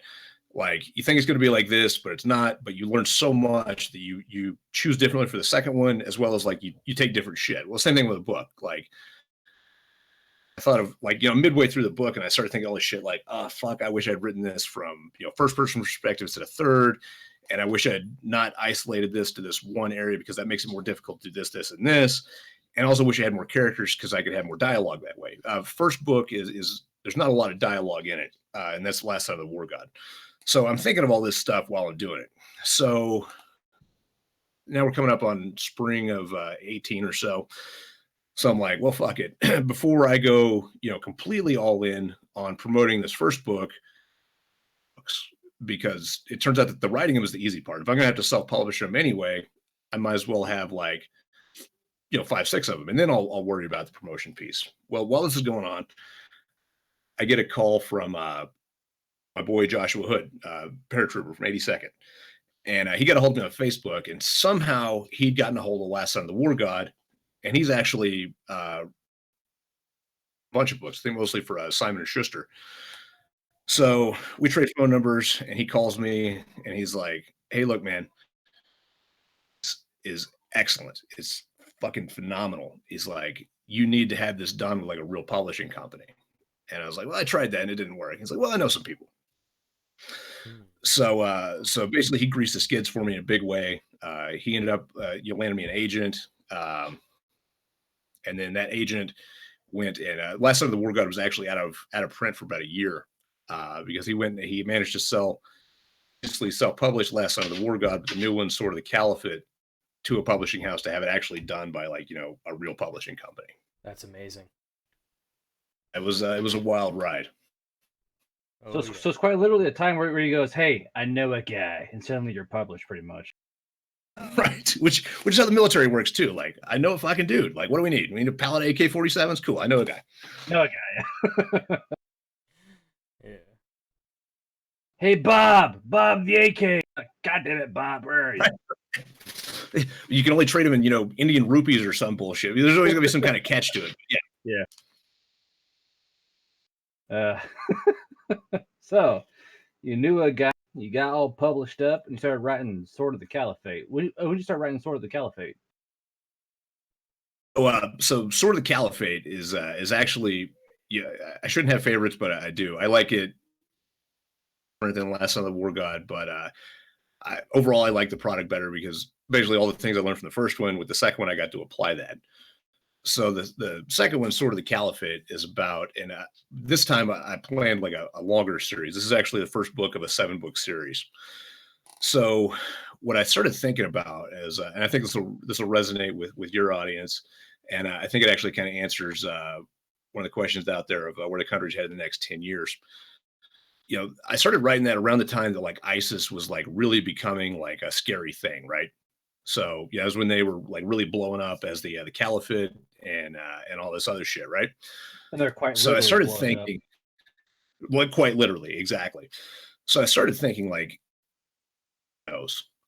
how bad the world would be if like the jihadi armies actually had a real army and they could actually fight. We would be in deep shit because like they're devoted to the cause. They're fanatical and they're fucking brutal in a way that a Western army hasn't been in probably 400 years. Well, the issue is that they don't follow the Geneva Convention. They don't follow rules of combat. They're there to destroy the enemy and move on. That's their main objective. Not even close. Exactly. I started looking at that and I started balancing that with the fact that Europe has basically fallen now. Europe is occupied territory. It'll only be a few more years before all the invading refugees and shit can vote the people that used to live there out of power. Like there'll be a nuclear caliphate in 5 years. It'll be called France. It fucking will, man. It's true. Read he wrote a few years ago. Mark Stein. Jesus Clay. Is it Mark Stein? Yeah, it is Mark Stein, America Alone. He wrote this book called America Alone. He actually wrote it in 2008, and it is becoming more true by the day. Basically, he was the first guy that crunched the numbers and figured out, like, hey, just between birth rates and immigration, like, Europe will be, a Muslim continent. He said by 2020, and it's damn close. Well, so I mean, they will be. It's a fun part. It'll be a Muslim continent again. It already was once. Touche. Fucking Charles Martel stopped him at Tours last time. But yeah. But for the most part, I mean, seriously, think about it. Let's say that they tip over to 60% of the population of France. France is a good one. What would it take for them to get a unified candidate and vote him in? And then they're a fucking nuclear power. Like, they have France's nuclear weapons. Like, that's a real thing. Yeah, that's a bro moment right there. Well, this is a messy theoretical, like, fucking meatball we're both kind of gnawing on. It's actually a huge issue, and it completely parallels what happened the last time Europe, well, at least lower echelons of Europe, fell to an Islamic caliphate. It used to be a time where Istanbul, it wasn't how it all was. It was Austria was halfway fucking taken over and shit. I mean, in the last time, almost the entirety of Europe had to band together to push them back out, and just coming right back fuck in again. It's just this weird repetition of history, except I guess now we're the Romans in a sense, because we're getting all fucking decadent and shit. Think about, or thing a lot of people don't know. There are a lot of words are the same in Spanish and Arabic. I did not know that. There's a lot. Like, the word for shirt's the same, right? Because all that time that they occupied Spain, like, they absorbed some of the language. It's freaky. Like, shit that I'd never thought about until I'm sitting in fucking Arabic school. Like, holy shit. So these words seem kind of familiar. Wait a fucking minute. Exactly. So my part of my reasoning behind the book, the first one was kind of different. The second one, I started really thinking about, as an older guy now, I'm banged up, like, how can I influence my world? And one of the things that people need to understand is scary the concept of, like, a global caliphate is, and it's fucking horrifying. And so, I sat around and I thought about this for a while. Like, how do I get there, though? You can't just, have a story start in 2075 and, here comes the third, fucking Lebanese Rangers or whatever bullshit. You gotta have a way to get there. And how do you make an Arab army scary, bigger? So that was kind of how the storyline developed for my boy Thomas just texted me. Spanish is a hybrid of vulgar Latin and Arabic. Okay, that actually does make a lot of sense. So actually, right now, you're trying to theorize scientifically and historically what would happen if they were A, larger, and I guess B, more well organized. Because I've read a few papers about how Middle Eastern armies fight and their doctrine and all that. And it's completely fucking different to, like, a European or, like, a Western army. There's this weird, like, social class thing going on and stuff. And the boys that fought ISIS will say, though, because they had a lot of recruits from, like, European militaries and shit that ended up running their tactics and things like that. ISIS was actually tactically proficient in a way that we haven't seen out of army outside of, I'll say, the Jordanians, who are very switched on. And ISIS, I mean, their shit was tactically fucking legit. I mean, they were doing very fucking well. And the scary thing about them is when ISIS first became a thing back when Mr. Monpants was president and shit, where they were and what they were, you could have stopped the growth of ISIS with one combat team. Could have dropped it in there, killed everybody. Well, I think you'd need some ground killers, but you could have stopped it with that. Actually had to deal with it. I mean, it was actually pretty big and pretty fucking scary. And but financially, this was again, yeah.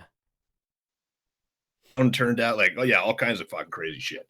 So you're thinking, what if they were unchecked, right? And they just expanded out exponentially, pretty much. I was thinking, yeah, what if they're unchecked, and what if they, possess the stuff to, like, actually fight us on equal terms? Because that's kind of what it takes to actually make them scary and to make people think.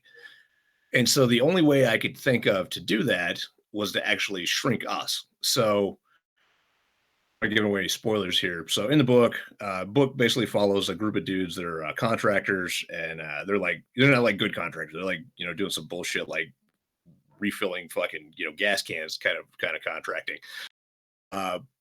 And basically this new ISIS type thing develops and uses, because that's the thing that people miss about these crazy ISIS types too.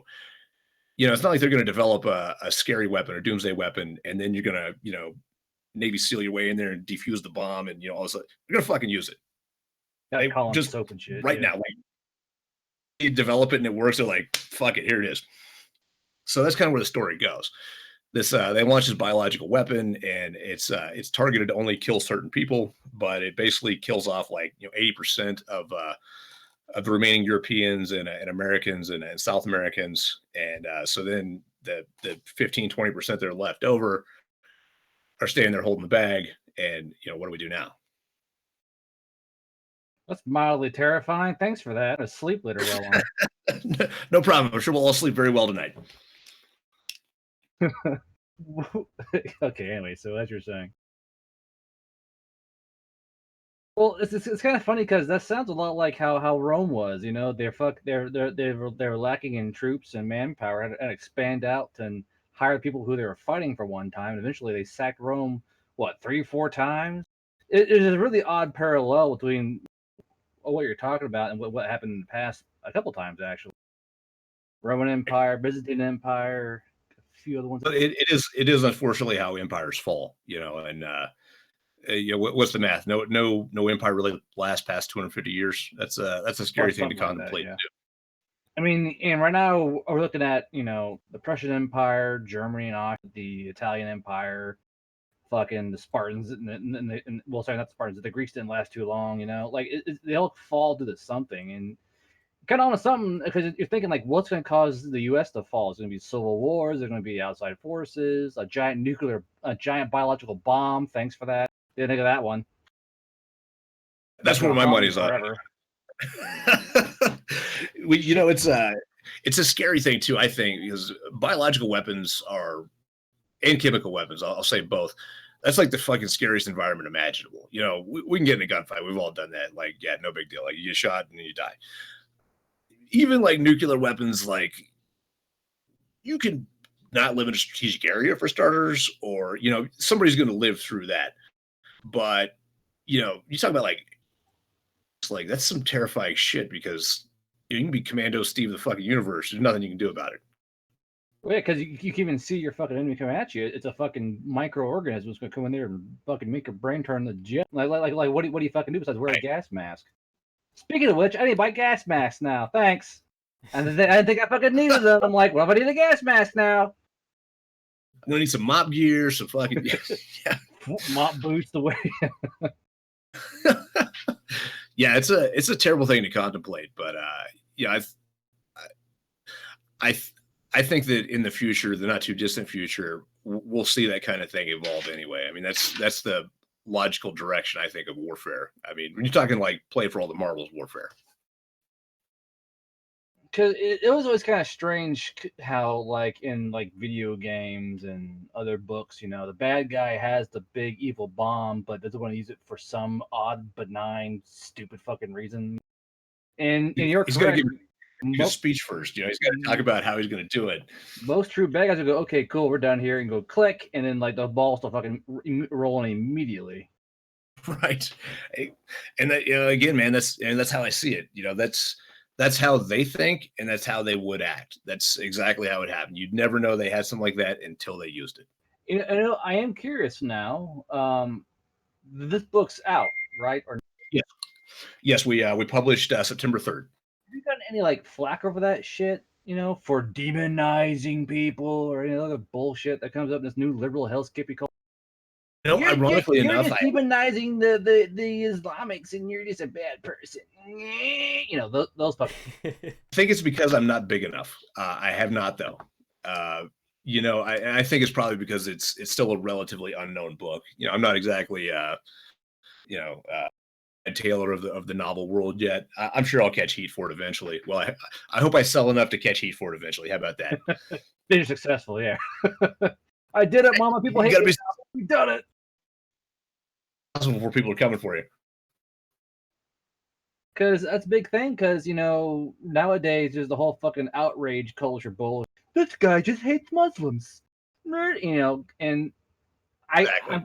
I'm glad you have the stones to write these kind of books, because people are afraid to write the fucking things, for one. So you got people get saying you get chopped from doing that. Let's say that they say it being racist against Muslims when that's actually far from true. I've got good friends that are like Lebanese Christians. In fact, one of the characters in the book is a Lebanese Christian, and people could say that. You could say that I don't like Muslims, and culturally you'd be right. But that doesn't change the fact that I've actually, run into a hail of gunfire to save an Iraqi soldier's life before, or the fact that, me and my ex-wife sponsored her terp to come over here as an Afghan and become a U.S. citizen. So that's part of the problem with our outrage culture today is people like to paint with these broad strokes. And it's not really like that. But, right. It doesn't matter. If you offend the snowflakes, like, it doesn't matter if you were right, wrong, or indifferent, you're never going to hear the end of it. They're calling their senator. They're calling him now. Right. Had this guy's retirement pay cut off. Like, well, that's not how this works. But call the VA. We're gonna kick out the VA right now. Man, you laugh, but I've had this shit happen to me before. Like, really low scale shit, but it's just like I'll be out talking to my friends who are all expensive, and I'll say something, and the person will turn around and give me this death glare, like, how could you say that in public? Like, this is America. Sorry. I can get used to it. Well, it goes back to the culture of shutdown right now. They're trying very hard to push all of us off of like YouTube or Twitter or any of these other things because it's just that's the only way that they can win is right. they have to win in a vacuum. Yeah, nobody actually wants to talk about facts. Yeah, most recently, I know that Tim from Military Arms Channel got kicked off of Instagram earlier today or yesterday. What? For what? I don't know. Give me a fucking break with that. Yeah. Even the firearm blog got taken off Instagram once. So and even us, so the Commando blog, we got limited on Instagram and Facebook at some point because and it was so unclear why. Right. Yeah. We ended up fixing it. We did fix it. I did appeal it, and it was taken care of. But I had to create I had to post about it and say, hey, get this stuff fixed because we're not posting anything against terms of service or illegal or anything bad, really. Like, I just want to play video games. You made me do this. Yeah, we just want to post to firearms and anime titty. That's all we're trying to do. That's how we live our lives. How we live our lives. I want my guns in my goddamn body pillow. Are you judging me? I think this is the thing that's the most misunderstood about, the political right, if you will, in the country today. Like, we don't want anything. We just want to be left the fuck alone. Yeah, like don't bother I want to be me. able to buy class 3 and suppressors at the 7-Eleven and go to my little property and shoot my fucking machine gun and leave me the fuck alone. And I don't care what you do at your house as long as it doesn't hurt me. Yeah. Like, I don't care what you and your bull and your wife do at your house. I don't care. Your wife's boyfriend's son or however that goes. Yeah. Yeah. My favorite fucking meme. I'm sorry. It's my favorite fucking one. Me too. Yeah. God. And, hey, we just got a good question over here. Good. What's the take on the current division between the Americans? Civil fucking war, bro. It's fucking boiling. It's fucking boiling. This is actually an interesting one because I'm going to say that this is my opinion on this has changed a lot between November 7th, 2016 and now. Man, dude, they fucking hate Trump out there, bro. Like, they fucking hate him. I personally, our country that's divided in my lifetime. And I mean, it's fucking insane right now. Like, the fact that people want to fight you for wearing a hat that says "Make America Great Again" is fucking insane. Dude, the thing is, they're fucking smiling and they're like, "Fucking kill these 16-year-old kids!" The thing is, like, politicians from the far left that you and I both detest. Like, we fucking hated those motherfuckers, and we would not punch somebody in the face for wearing their hat, even in a place where we could get away with it. We wouldn't do it because one of the core values, I think, of our side is the fact that we believe like the peaceable transition of power, and we're not going to go to the violence unless you make us. Yet there's always that caveat. We live in a society. It's oh no, don't. I really feel like they're trying to make us. Yeah. I've just never seen any shit like this in my life. And I try to keep that in perspective too, of the late 60s, early 70s, when like they were actually like bombing the Pentagon, and people were getting killed, and there were shootouts with the police over wanting to break away and shit. But my feeling is those were smaller issues only because there was a lot less people involved. Yeah. This right now that we have is about 50-50. Well, their entire they are really. I mean, there's currently state on state like subcultural warfare. Like just here in Kansas, just mention California fucking once, and people will go off on a fucking rant. Like they'll get like blue in the face from like it's the silliest fucking thing. But like we had guys. I was at a Casey's. Anyone here knows what Casey's is? It's pretty much a redneck hideaway that sells pizza. And these guys roll up in their fucking powder blue fucking, what was it? It was like a hybrid or some shit. And it's got these California front plate on the car.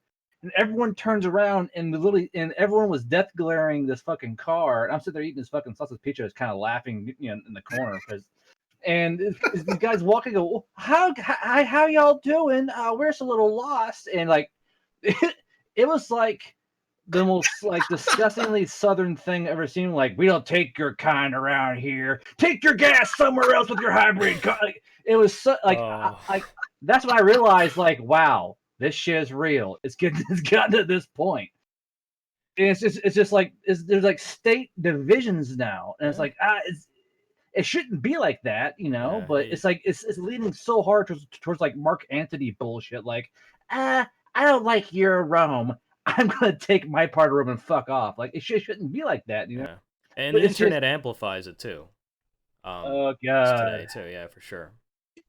Yeah, I live in New York, and I see the other side of it here in New York, where I live, on Long Island, and the city.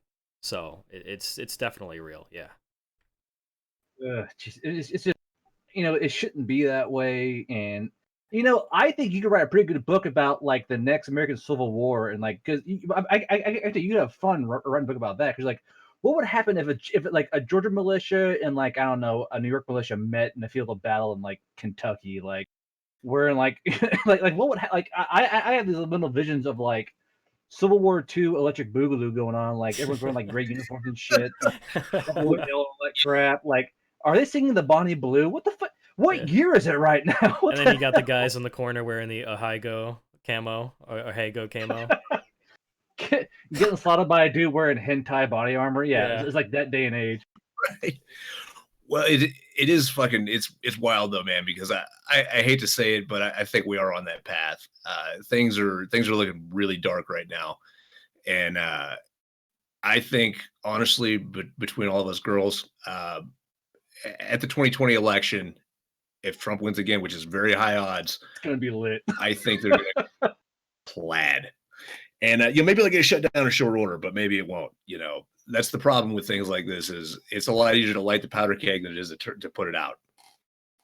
I don't know. I hate talking about this shit because we probably go for the next 4 or 5 hours talking about this kind of crap. We'll get this is Mike Clay. So Clay, how do you feel? I feel angry. Hit with a hammer, smash. Hold on, you a smooth brain, boogaloo, me an intellectual, big ooh woo. Big ooh woo, yeah. Otter sail, get out. Just leave this podcast right now. Oh, who the hell you think you are coming in with that big brain deer? Okay, here's the question for Clay. When it comes to kit/gear, do you have any brand preference, or do you just use whatever works? And I'm going to caveat that a little bit with what are we going to do? Are we going to do like actual like mission stuff, or are we going to like go with the range stuff? Because I think honestly you buy different things for that. One of the things that people don't like to. Let's put it this way. Since we're on the subject, in case of a civil war, what brands would you go with for your duty gear? Well, kind of fortunately though, we're in a time and place where just like the guns, like most guns today are good. Like you can have your favorite, I got my favorite, but odds are, if we go buy a cheap one at the fucking store, that thing fucking shoots, and probably shoots better than an expensive gun did 20 years ago. And kit, honestly, is a lot the same way. Like, you can go chasing like all the sexiest, coolest stuff. Odds are pretty good that like some mid-grade things are going to be just fine for you. Yeah, you got it. You know, it's made of good material and it's got good stitching. You're good to go. Right, exactly.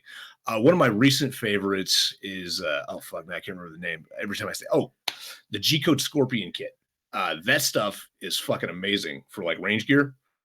I like it because I change guns a lot because I have a bunch of different guns. But this shit actually like expands, so it's like a universal size. You can fit SR25 mags in, 5.56 mags, AK-47 mags, and then same thing on your pistols. You can fit like 10 mil, 45-9, all the shit same in the same pouch. Nice, actually. It's like it's like Costco for like fucking mag pouches. It takes it all. Don't worry about it. Costco for mag pouches. Somebody's bringing up Cry. I do like Cry stuff. Cry stuff's fantastic. I like First Spear a lot. They make some really good shit, which is weird because they're a seal company, but I still like them. There must be like those 5 like okay seals. the 5 good ones. Like, yeah, you guys are all right. The 5 good ones started a company. Here's a fun question. You mentioned that you call people tool lockers in some of your blog posts and all that. What kind of gear gets you put in the tool locker? Would you like say you see a guy out there on the range, he's wearing something, you go, wow, what a fucking tool locker. What gear gets someone slammed in there automatically? I say toolbox, and toolbox right. is a descriptive based off the old lunchbox. But yeah, somebody's a fucking toolbox. Their shit's totally fucked up. So what brands you go, what a fucking toolbox? Like, you can see it on site, you go, gee. Like, you know what? Honestly, I'm not even gonna say it's a brand. It's more the way it's put together. And if if a dude's got like 15 mag pouches out and he's wearing like 19 fucking pistol mags in his chest, like that guy's a fucking toolbox. But it doesn't matter if it's like some voodoo tactical bullshit. If it's put together well, it's good shit. How do you feel about Condor? Because most guys they can only afford Condor, but they feel like they get kind of put down for using Condor gear. What's your opinion on it? Because like, I'm a pistol instructor and all that junk. I don't give a particular shit about Condor gear. I know some of the more high-speed guys tend to look down upon it for being Chinese-made, bad stitched, whatever. I know a lot of guys that have bought their own knockoff Chinese Cry plate carriers too. Nice. I don't think it's that bad. I really don't. Maybe it's not what I would use for my first line kit, but if I'm broken, I'm trying to put some shit together. So you're saying it's better than nothing, pretty much. Absolutely better than nothing. You heard it here, Forks. Condor. It's not shit. Thumbs up. Hang on one second. I got to answer a real world question. Give me a 2-minute break. Yeah. All right. So we're on break. I don't so even. Don. Oh yeah. How about next week we do a Civil War podcast and see who the hell shows up for it? Yeah. That would be fun. I'm sure we could probably grab someone that would be interested to come on and give their 2 cents about it. Hard part with not getting banned or like put on the watch list. These guys want a Civil War. I heard them talk about it on a podcast. Yeah, no, it'd be completely hypothetical. Like, we wouldn't even go as far as to say like, oh, in Minecraft. No, obviously that stuff doesn't work anymore. But no, it would be completely hypothetical, of course, obviously, with some real world influence and takeaways. But yeah, for sure.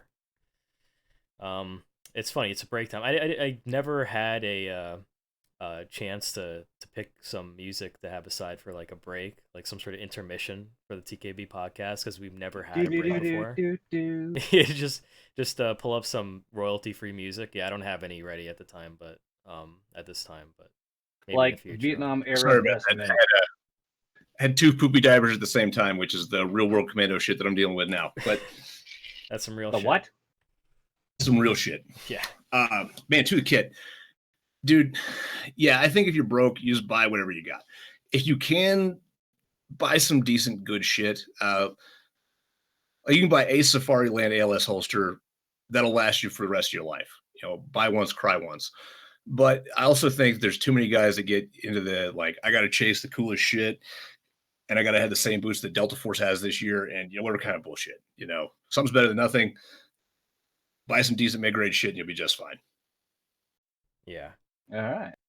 Yeah, for sure. I'm not sure because I've never really used gear in a total like real world scenario. I've just had it to LARP occasionally, but I do know, for the low end gear, if you're wearing it like a few times a year, maybe it's not gonna fall apart right away. But if you're doing stuff constantly with it and you're training a lot, I guess there's more of a chance that that stuff's gonna break down faster, as opposed to something that might be, stitched better and with better material. Who knows? It completely depends on what you're using it for, but um, Let's be honest too, though. yeah, Those guys of us that have used it in like combat zones, like shit breaks, yeah, yeah, and you just got to fix it. Like, dude, I've seen Eagle plate carriers like break, like the stitching rip off. Eagle makes a fantastic plate carrier, and I would still use that plate carrier. But eventually everything breaks down. yeah, exactly. I can imagine that at that point, it's just buy a sewing kit, learn how to sew. It's one of those real world things you'd need anyway. So Yes, vintage. That was how the Marine Corps did it, dude. yeah, It turns out that for sewing like nylon back together, Dimofloss is the best thing you can use. We used to have to repair our own packs and shit all the time. that's good to know. Lowest bidder. No kidding, right? All right. I've been writing down a few random questions for getting towards where we're running out of steam. So I'm not sure if you want to indulge in those yet. If you got anything more, if Don has anything, because that's some pretty interesting questions that you might not like. So I figure I'll take those too, man. Good. I mean, it's fair game. Yeah, best ones for last. We'll end on a good note there. Yeah, go right ahead. No, it's like Don. Do you have anything you want to ask in particular before I go off on my little strange tangent? No, go right ahead. I'm pretty much done. When everyone's done here, I'll just do the outro. You guys can go at it. All right. So, Clay, you call your place off the reservation, and as we all are aware, it's actually a saying for someone who's gone crazy. Was that your intention as naming it off the reservation, or simply going off reservation as in escaping most social norms? What was your aim for calling your site that particular term? Off the reservation traditionally as a counterterrorism term usually means somebody that's like gone rogue. Like if you've gone off the reservation, like dude that's like, fuck it, I'm going to handle these problems. And that was maybe I was feeling that way a little bit after I got medically retired from the Army, and I wasn't really ready to go yet. Me too. I know that feel. It's the shits, isn't it? So yeah, that's kind of how I was feeling when I formed my company. I was like, well, fuck it, off the res we are then. All right, so it's more of a playful play on words than a warning to others in that regard. Yes, although speaking of like the snowflakes and stuff, though, I have caught a lot of flack about the name of the company. Disrespectful that is to Indians and stuff. Like, are you fucking shitting me? Really? Wow. Heart attack. How? Fucking how? Exactly. My sentiments exactly. Because I guess if you go back far enough, that is probably the root of the saying. But yeah, fuck off. Yeah, I got a bunch of Facebook, fucking you're an asshole comments when I had a company start printing me t-shirts finally. And yeah, people were like, they were butthurt. They were mad. In fact, if you Google off the reservation, the first thing that pops up is like this. Should we be allowed to say? Fucking fuck this planet some days. This is fucking ridiculous. I'm fucking with it. Like, eat my ass.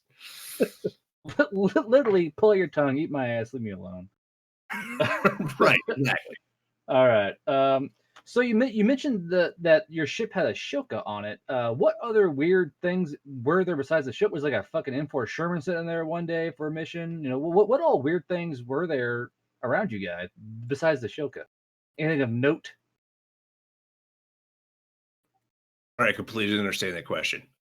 Well, you said earlier that you're on a boat and you guys are walking by like basically an anti-aircraft gun that was on the deck of the ship, and that you guys tend to just have these random vehicles that you simply had around you. Were there any like other kind of weird vehicles like that that you guys were? You're talking about during the invasion. Yeah. So so the invasion was fucking crazy because we had an attrition of vehicles that like nobody was prepared for. A lot of logistics of like OF1 were totally fucked up. So we actually I guess it was the CENTCOM commander, whoever, like some fucking 47-star general sent out these letters that we all had that were like, may fucking what they used a nice word for it. Acquire, but requisition. May requisition vehicles populace at will, basically. So yeah, we had a Mercedes dump truck, which was pretty cool. Pretty sure it was Mercedes, but yeah. Yeah, so that was how we rolled. We had like sandbags and shit in the back, and somebody had to drive the dump truck, and that was how we got around. So honestly, like during the invasion, not that many because there weren't a lot of vehicles there. You got to remember they were like very restricted under Saddam and shit, so there weren't a lot of cars there. Now Iraq big time became a car culture over the next 3 years. So when I went back in 2007, I was with a direct action unit.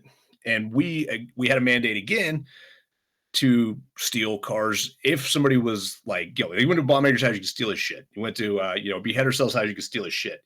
And basically we had uses for those, and we all had our own team cars and shit. That's not what we did, but that's all we can talk about here. So we had a mandate basically to steal cars again. Oh my! And so we ended up with some pretty fucking cool shit. I had a really badass car. Somebody had it from 5th Group, who we took the house from. And who this dude was from 5th Group must have had like a Fast and Furious, fetish or something, because he'd ordered like all the parts in the world for this fucking Alfa Romeo, some little, shitbox Alfa Romeo. That thing was like a fucking rocket ship. It had like, a short throw racing clutch in it and all this fucking crazy bullshit. And that car was fun as hell. I always wanted to take it out to like one of the big like MSRs like Tampa, but I never had the balls to get it that far. And I really want to see what it would do. That year we ended up with I don't know what brand it was, but it was basically like a 250cc moped, but it had all this like fake chrome on it to look like a Harley. So that was pretty cool. But yeah, there was some weird shit over there. Is that a goddamn Kubel wagon? Shh, ask questions. Right, no shit. Is that a 34 Panhead? No, it's an F2 or it's a 250 fucking CC Chinese motorcycle. But whatever, it looks cool.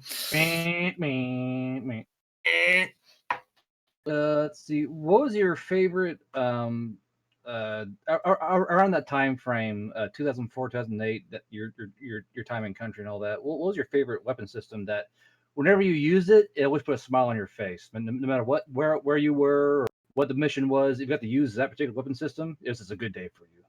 Like for me, mine was the 240 Bravo. It was like my favorite fucking thing. I always use that and always enjoy using it, no matter what. If I was in the fucking Fort Polk swamp or in the mountains, it doesn't fucking matter. That sir is an excellent choice. I'm going to say that I had two. 2006, I preferred my saw. I got a lot of work done with that saw, and I liked that fucking thing. Even just a little girl around. It was a mean little bastard. But you didn't know gas the entire time, though, man. You're constantly huffing gas out of the damn. It's so light and little, and it just works. It just fucking gets it done. But I would have to say my all-time favorite, though, I have a love-hate relationship with SR-25. Really? I hate it because a lot of them were junk. We had a lot of problems with them. There was a problem with the bolt where it was catching big ass pieces of brass down in the ejector, and there was a fix for it. They didn't tell us. And then when the M110 came out, that thing was a pile of shit, and it kept breaking bolts, and triggers falling out, all this other bullshit. And the SR-25 was never particularly accurate, and certainly not worth the money. But it is a semi-auto 308 that will reach out and fucking crush them, and it's a big smile maker. Like I can't hate on that. What about the SR-25 made you smile? Is the fact that there's such a big round and a big boom to it? Like what really made you smile about it? Was just like there's always that one thing. Dude, first time I shot somebody with 7.62, you probably saw the same thing from the 240. But first time I shot somebody with 7.62, under green, what the fuck was the clip-on, whatever the clip-on night vision thingy was. But that dude fell down like the fucking fist of God hit him. And I actually came out of the script standing like an idiot, like, holy fuck. Because I shot a lot of people with 5.56 before that, and also grenades, whatever kind of bullshit. But yeah, man, that dude fucking crumpled like Thor's hammer, hit him in the fucking head, and I was like, this is my jam. Like, I am down with this. Like, this is cool. All right. What was the oldest ration you've ever eaten? Oldest ration I ever had. Because you were in the prime time of, like, is this a fucking sea rat? What is this fucking? Where'd this come from? I was there in the Clinton years. But honestly, the oldest rat I ever had was the dark brown MRE that I think were Gulf War leftovers that we had when I was in the Marine Corps. What was it? What was like the 5 Fingers of Death? What was it? I'd say mine was ham slice, which is a classic. The classic ham. What is this? It's meat of some kind. We think it's ham. No one really knows. Classic ham slice. It was either a ham slice or a 5 Fingers of Death. It was one of those two. What ration would you always like? You get in a fist fight just for that fucking ration, like the one you're like, oh yes, my like chicken buffalo or the Thanksgiving turkey dinner fucking MRE. Like what was the one like? You what? Every fucking time, because beef ravioli not only was awesome, I want to say it came with jalapeno cheese back in the day, and it had something else gangster in it. It either had Skittles or M&Ms. It was like the perfect MRE. So my fucking wife's texting me. When are you gonna be done? I'm fucking done, woman. All right. Let's see here. You in trouble, son? Well, no, because I married a fucking heavy wheel mechanic, so she's fucking tank tough. And it's a pain. Let's see. What was your during your time in the Marine Corps? What was your funniest and worst moment? Like where you look back, and you go, "Ha, that was funny," and you go, "Ah, that fucking sucked." Like what one of those times where, like in the Marine Corps, in the Army, that you're like, "Ah, I regret ever being in this situation." Because a broken foot's pretty bad, but it's not the worst. This is actually hysterical. I posted this on Twitter. I don't think I told you guys when we started the show. 21 years ago today, I was on the Yellow Footprints. Like, no shit. The what? But funniest time. Oh, yeah, that's right. I did see this. Yeah. So today was the big day for old Big Sarge here. Probably the funniest and dumbest thing I was ever party to happened when I was in the Marine Corps. It was actually our last at ARS. So we had to do a beach rep. So I want to say it's a beach rep. It's been a long time, but a surf rep. What you do is you have this big ass like reel of 550 cord, and it's got knots tied every like 25 yards, 25 meters, some bullshit like that. And it's got loops there so you can hang on to it. And basically what you do is you string this thing out, and some dudes go clear the beach, and there's a couple guys standing on the beach, and there's a guy that's in a boat at the other end, and all your little recon guys get on a knot, and now you're 25 meters apart, and basically you dive down and you feel the surface of the fucking whatever it is, the sand or mud or whatever. You bring it back up and you ride on a little board, and you do this for 100 meters down the beach or however far you need to be to do your beach landing site. And then you go back and you draw it all out, and you can basically tell the composition of the surface of the ocean there. So yeah, this is some ancient fucking technology that I'm sure we have like satellites or some shit for now. But it was one of those core competencies. So we go out to do our final mission, and this fucking storm is blowing up. And being recon Marines, they're like, this shit is storms. Like, okay, that makes sense. Fuck whatever. So we get out there, and there's also been a bunch of shark attacks on the East Coast this summer. And people's getting mauled by shit that they shouldn't have. So all this shit's coming together. Well, I'm like not quite closest to the boat, and I'm not closest to the beach, but I'm in pretty deep water. And there's like a guy in front of me, and then like I can't see shit else besides that, because at this point we had night vision goggles to work in the fucking ocean either. So is going on. We just hear this like god awful fucking screaming and fucking all this shit, and then the line goes slack. Like we start reeling in the fucking line, and we get to like the end of cut 550 cord. And we're like, oh fuck, what? Well, what had happened, I'll find this out many hours later, was some dumbass had tied a slip knot instead of a directional figure eight. So when they pulled the line slack on this dude's fingers, it started to cut his fucking fingers off. So he pulled out his dive knife while he's screaming and shit and cut the rope. Well, we thought he got eaten by a fucking shark. They're floating with, no lines or whatever. And the instructors are freaking out too, because it's not like they even had fucking radios. And they're like, "This is so much fucking paperwork." You fucking two idiots. Like, you idiots. They're in their own little safety, but they're like, you idiots swim to the beach. You idiots swim to the fucking boat and get your asses back in here. So me and this other dude, we start swimming back to the boat. Well, now the storm is like real and like storm surge and shit. We get caught by a fucking riptide. And this thing grabs a hold of us. And it's like pulling our asses out to sea. Like, I can see the fleet out in the fucking bay. And we're like getting closer. We're like, oh shit. So we got a little fins on, and we're like 20 years old. So eventually we kick out of this thing and just swim our asses off for like 2-3 hours, and fucking finally like make landfall, hit the fucking beach, and we're like, fucking, out of breath, fucking Lord Jesus and shit. And so we go walking back. We've floated down the beach like 2 miles, and we've been gone for hours. So walking back up the beach, and finally somebody with a flashlight sees us and is like, what the fuck? What the hell are you? We thought you guys died. We thought you got eaten by a fucking shark. And just this fucking huge debacle over a slip knot instead of a directional figure eight. See, I have a massive fear of the ocean because, I was born with fucking feet and not feet. So I don't know how y'all can do that shit. Like, let's go fucking dick around the ocean with all the sharks and jellyfish and fucking Cthulhu and shit. Like, I don't know how y'all can even manage to mentally quantify the reason to go do that crap.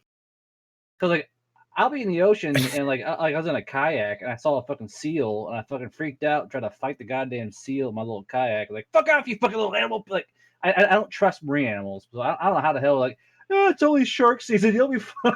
No way. Right.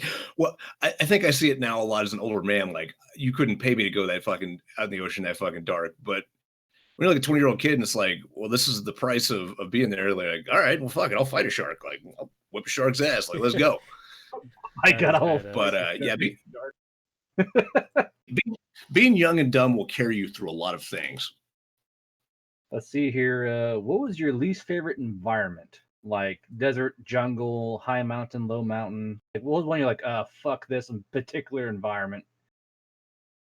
I'm gonna have to say the jungle, like hands fucking down. Yeah. Like the desert, you can deal with as long as you got some water. If you don't have some water, it sucks. The jungle just sucks all the fucking time.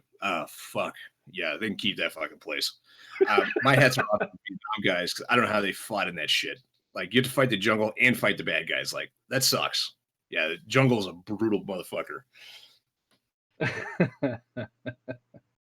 Let's see here. So I was kind of impressed because I was trying to find like dirt and rumors on just on your company and you, and I couldn't really find anything. It's kind of impressive. Do you guys keep a huge presence to keep your kind of your noses clean in that regard? Stay out of the drama, stay out of the bullshit, or didn't look hard enough. No, I'm just kidding.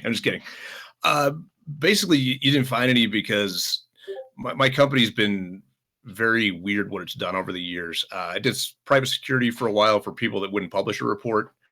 Then I taught just a very little bit for, basically like civilian CQB classes and stuff like that.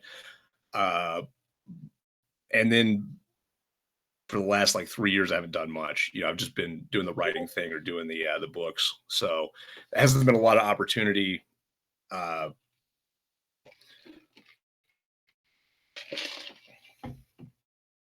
My lawyers just called us because we keep our noses clean. All right. Don, you got anything? Well, I'm trying to figure out. Oh, I was asked. Yeah, no, I was just listening. I was really enjoying the story, along with the comments too. I'm sure everyone was. So you went through all the questions. Yep. I have. Well, I have one that I'm kind of waiting to, because he said a few things from like made me go a little bit. Because first he called me out on my fucking hentai art, which is fucking hair raising. I don't know if you know, Clay, but I draw really cringy anime shit. That's kind of like my shtick. Oh yeah, Guard's an artist. And I wouldn't call me an artist. I'm a guy who doodles things. But in the military, there are a lot of fucking weebs in the military because when you got staff duty for 24 hours, and you got to stay awake, you end up watching a lot of weird shit. And in the army with me, I went through Bollywood, I went through everything except for anime, and I finally had to get because I needed something to watch before I fucking lost my mind.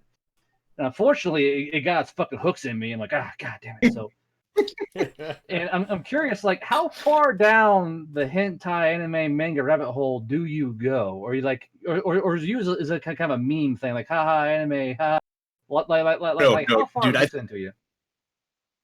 Going to tell dirty, dark secrets of special forces that most people wouldn't believe. It's how many of the dudes are fucking nerds. Oh man. I have seen at separate moves, because a lot of times dudes won't even bring the shit out to each other. A model of the USS Enterprise that was hand built, a comic book collection that takes up an entire room. Yeah, dude, we're some fucking dorks when you get right down to it. No, I'm asking you, how far down? For you, how far down did the black hole? Let's see. I read some Akira when I was a kid. Okay. I am familiar with Ghost in the Shell, but I'm not really a big anime guy. It's really my thing. You All right, well, manga then. That's fine though. You still got that patrician taste. That's fine. Patrician taste. Yeah. I'm curious. There's one called Gunsmith Cats that most military know of. Have you? Is that the same as Cat Shit 1? No. Cat Shit 1 is complete. Gunsmith Cats is about these two female gunsmiths that go on hijinks and shit. They're both good. It's kind of like every military man's first like gateway manga. We're like, hey, it's got guns in it, and like, oh, this is kind of good. You know, so I was curious if you had any had your fingers on it yet. If not, I'll highly recommend it because now I'm curious. Now you've got me. Yeah. There's also a huge fan favorite is Girls in Panzer because it's fucking tanks and other bullshit. And yeah. There's certain titles that have their own thing to it that bring people to it. Like the Girls in Panzer thing is like, oh, this is just moe bullcrap. Like, you know, girls doing cute things type thing, and it's like, oh, that's not for me. But then you'd watch it, and then you'd be like, oh, well, this is kind of interesting. You got like tank battles, and you got some history thrown in there. You got some references to movies like stuff like that. It's pretty funny. It's funny because like my wife would cut my balls off for. So, but we'll see. Saying we had ASVs with the MPs and down at Polk. We do ASV training. I was sitting in my fucking little basket, fucking at the range with Girls and Panzer playing them on my phone by the 40mm rack, you know. So, and I know a lot of guys at Fort Hood watched the Girls and Panzer inside their Abrams, like as a team. So it's like a weirdly bonding pro-military. That's fucking pretty funny. Yeah, like I didn't notice, but like he goes, yeah, maybe watch it. Like, what do you mean you'll watch it? Yeah, apparently he sent a picture of him and like his two other guys in a turret, and there's like this big ass like Galaxy Note fucking thing playing Girls and Panzer. Like, y'all are fucking disgusting. Jesus. This is Clown World. That's pretty funny. And sleeping in the tank, sons of bitches. Yeah. So you're more of a kind of a weeb light kind of guy. You're kind of like you have your toes in the pool in a sense. And I would say it's probably an age difference thing. You know, like I was a comic book dude when I was a kid. I had like the entire original Ghost Rider series, and I was a big Spawn guy. Oh yeah. I'm sorry, Venom, not Spawn. But yeah, that kind of thing. So I think it kind of depends on your age, like when you grew up. Yeah, and on that note, Punisher, did you read that, or were you into that, or no? Yeah. Yeah, hell yeah! Until they ruined it with the movies. I was a big Punisher guy, and like I'm that guy that was at the movie. Like, this is not how the fucking comic went. Fuck you. This is bullshit. Yeah. I was a Frank Castle fan though from back in the day. I actually have a copy of the Punisher Archie crossover somewhere. Really? Oh, okay. I haven't seen that one. I got to check that out. It was pretty wild. I think it was mid '90s, but yeah, they actually did a whole little crossover thing. It was pretty cool. Funny. Don Otter said, "Don't tell him about Upote. I'm begging you, don't corrupt him." Oh God, the last thing we need is a totally weebified Clay Martin. That would be, oh boy. Maybe like no going back. I am the toolbox. Oh God. So, and I'm sorry, Clay, I forgot to ask. Are you credentialed for like teaching pistol riflemanship, or are do you have like any kind of certificate like you mentioned what was his name? He has a black he has the black beard, worked for Thunderbird Firearms. Daniel Shaw, I think it was. Daniel Shaw, yeah. Yeah. You know, do yeah, you know, like the credentialing thing, because I actually got asked this by a couple of police departments that I trained, and I actually took a team to the SWAT Olympics 3 years ago. By credentialed, like SOCOM says I'm qualified. Like that, you know, like I've had to tell departments that same thing. Like I don't have like an NRA certificate or anything, but you know, Special Operations Command says I can teach this, so I guess I should be kind good. It's weird. I was actually a CQB instructor for the last 3 years I was in. I taught what we call the cephalic program, which is Special Forces Advanced Urban Combat, and I taught SOTIC as well, so the sniper side of that. We don't really have like teaching certificates or anything, so it's a no, I guess. Yeah, see, I had to go get my fucking like my NRA one. That was a fucking waste of money, if you ask.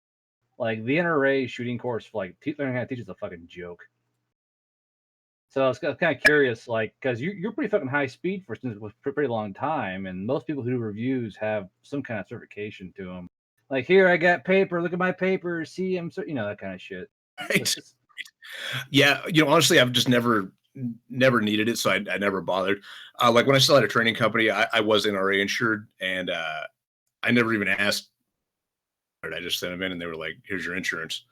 So yeah, and it actually, yeah. So yeah, it kind of makes it when it comes up is you know, like I don't know. I guess call Tampa. Call Tampa. What was your favorite? Well, no, let's say, what do you think was the most aesthetic U.S. military uniform that you go, yes, that is Army when you see it? Like, what is that uniform? Oh shit! We talking combat uniform or dress uniform? I'm talking about combat uniform in the field, looking good in the wire, that kind of shit. Oh, dude, fucking Vietnam Tiger stripes, hands down. Bruh, he's one of us. Classic. Did you fifth group like 2 weeks ago or a month ago? They went and did some like dog and pony things. They actually got the tiger stripes out and sewed the color patches on them. Oh yeah, And it was pimp. nice. And now for the verse, what was the worst? Say that again. And now the reverse, one. the worst. Like you go, why are you assholes wearing? Oh, dude, that's a tough call between the Army's ACU, which was pretty fucking bad, and the Navy's Blueberry, which was really fucking bad. Dude, Oh. I had to wear. I'll say the ACU only because saying I had to wear the ACU, and you felt bad wearing it, bro. Dude, like, so did I. There were times and places where I had to wear that motherfucker too, and oh god, that's fucking horrible. Like whoever thought that or shared that fucking head. The worst part is that Geronimo, the Op 4 players at Fort Polk, they got to wear OD green ACU fucking, and it looks so much better. They looked like, wow, you got the fucking pockets, and it was like OD green, and it was like aesthetic as fuck. And I was like, this shit blows. Because like you see, because you were like standing in line for Starbucks. I know, don't judge me. And you'd be like, ACU, that fucking OD green fucking thing. I'm like, you look so much better. You get like OD green ACU things, and then like a red beret because they're all airborne. I was like, this. He looks so dapper, and I fucking hate it. I look like garbage. Dude, it's them ACUs were fucking terrible. The worst thing about the ACU is like I know for a fact that I have some friends that are dead because they're wearing fucking ACUs. Like that was a debacle. Damn. And it's actually sad that maybe the one thing that Jack Murtha ever did right in his life, fucking left wing weirdo that he was, is he made the Army get rid of that bullshit. And the fun was that the Marines had the exact same thing, but it was just the right fucking colors. Like at least it was dark green, not like grandma's couch fucking I don't know, chartreuse. What the fuck? Like it was stupid, man. Yeah, like the new Confederate Army or whatever the fuck we were dressed up as. Like, yeah, that shit was terrible.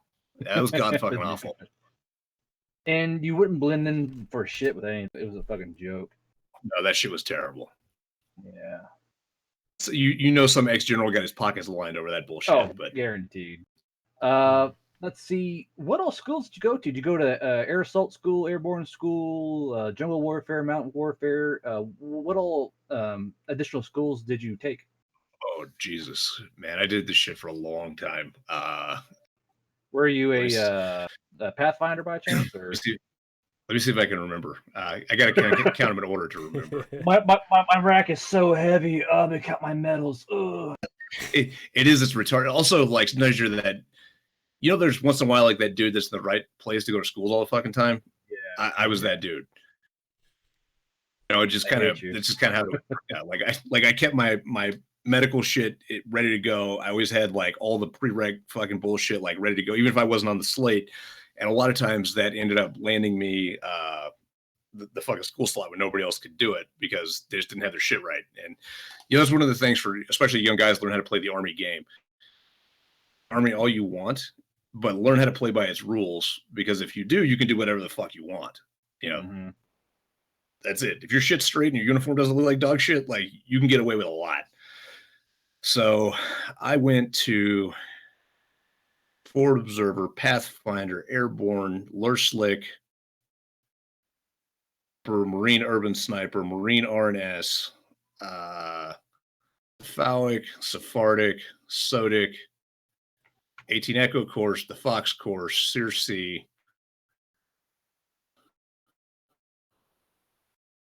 I can hear like 100 like manly like aptitudes like slowly falling down and deflating as you flip off your fucking. I thought it was high speed. I'm not high speed at all. Oh no! And he's writing books. Oh. Hopes deleted. It's just one of those places you fall into, and you know, a lot of people don't a lot of high speed shit without ever being to any schools. I just happen to be a lucky dude that went to a lot of schools. As well as, you know, I did this for a long time. I was in for 15 years. So, you know, you end up with a lot of opportunities when you're in that long. Now here's a fun thing. Is there anything that you, because Don said you found him on Twitter, was it? And you all followed. What are you curious about what Don does? Like when you go, that's pretty interesting. Like what questions kind of enter your head about what Don's trying to do here? The strange following has garnered. Strange following of Don. I'm actually really curious how you guys got into this because this seems like I mean, I guess things are getting more accessible now. This seems like kind of a weird thing to start actually and to be successful at. You guys are clearly successful at it. Like, how the fuck did you get here? I appreciate the compliment.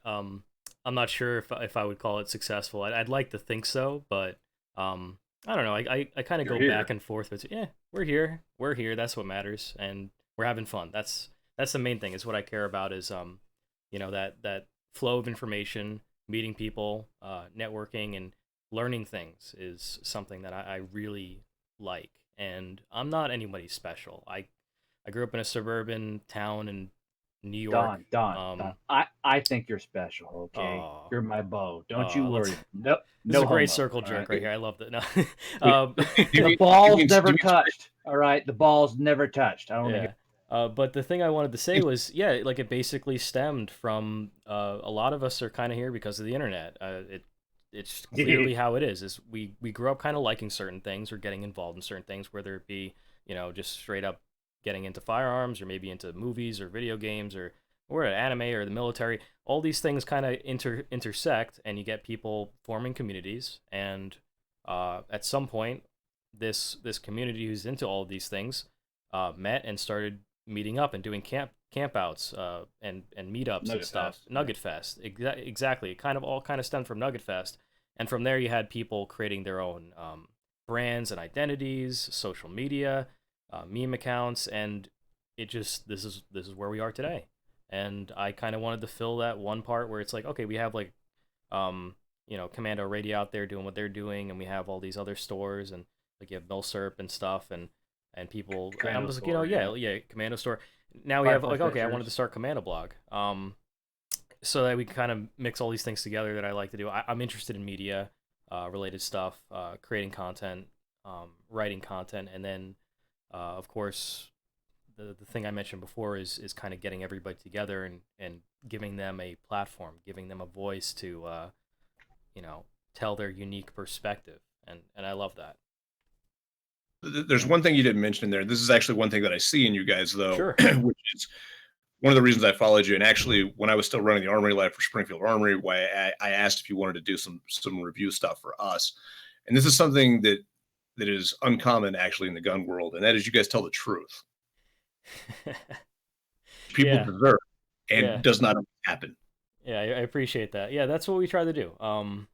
Everything that we're involved in, and we do have many writers. I'd like to say we have maybe a dozen active writers, and maybe a few dozen that have done at least something for us.